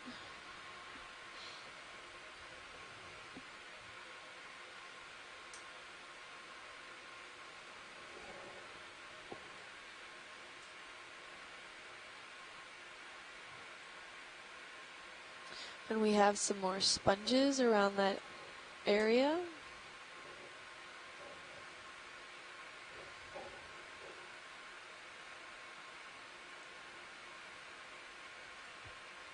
Okay, video, you can come on in. Is this what you were talking about, Kim? Yes, that was. Thank you. And I'm not quite sure on the species here, but if we just take a look at the overall morphology, we can see that the skeletal structure does look black. So I'm not the biologist here, but if someone were to chime in and to tell me what kind of species we're looking at here, just based off the overall of my basic knowledge, it looks to be like a black skeleton. And Scott Franks is chiming in. It's actually an octocoral, Acanthogorgia. So let me know what you need, Brian. Octocoral, and it looks really nice with its solid yellow structure, and each one of those polyps seem to have a little light-colored bulb at the end of it before you see all the tentacles. So I think those little light spots are probably its mouth, its oral cavity, oral opening. And the smaller one off that came right off screen, Scott is identifying it as a Primnoidae coral. Not sure of what kind it is yet. Oh, the small white one? Oh, yeah. over here. And again, we're seeing this cone-shaped glass structure that we saw before. Yep. Yeah. That It's is like a cluster. Yeah. Copy that, thank you. My guess would be that's probably an egg sac, the empty egg sacs. Maybe. But I'm not sure. But there seems to be more coalesced here than there was before. And then there's this little guy here. Also very translucent in color. Single stalk.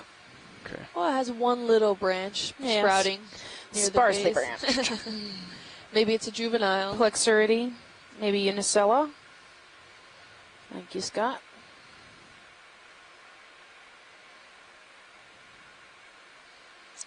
So another fun fact that I'm also learning now, that not all black skeletons mean that it's Antipatharia.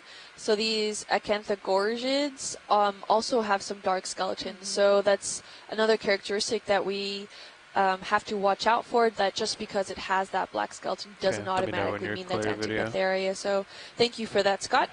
I've learned something now today again. Right, so it's easier to tell by that solitary polyp that sticks out, right? So. Great. Or the one that sticks out.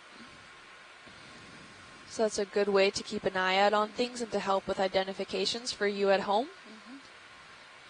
I think there's probably, I think we got a nice bamboo coral at 9. 9. There's a Leiopathes at 3.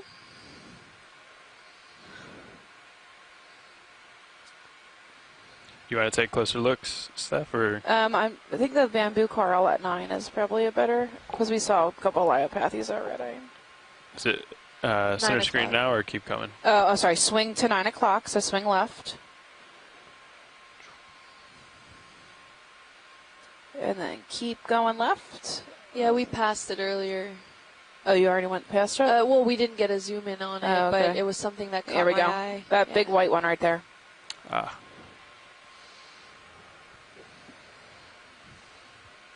So we have a planar. It says fan-shaped.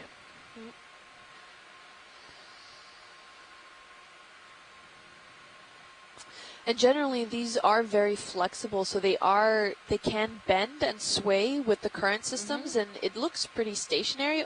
Almost all of the corals here look pretty stationary, so that just gives another indication of how the current system in this area is behaving. Okay, video, let's start to come in. I can't sit down. There's just coral under me, but we can float and take a look.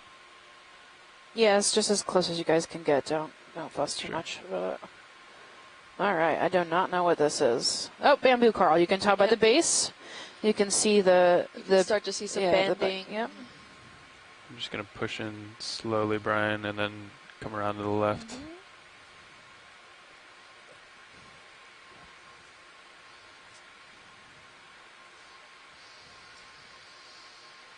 And You can even give a it a lot little of more these if you got it. wispy corals in the background here, Scott is identifying that they could be a lot of different kinds of species of bamboo coral just in one area.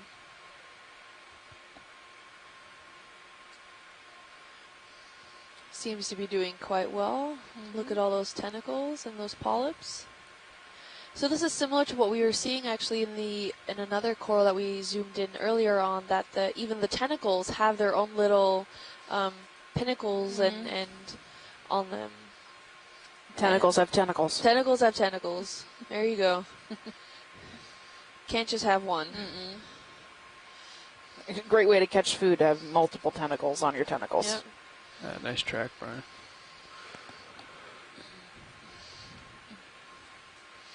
Awesome, guys. Thanks. Sure.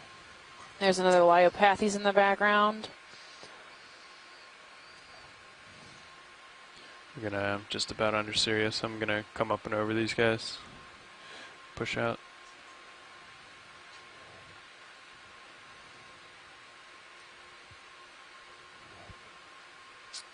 So the tentacle on tentacle features, Scott's saying that it's also highly characteristic of octocorals. So that's something that we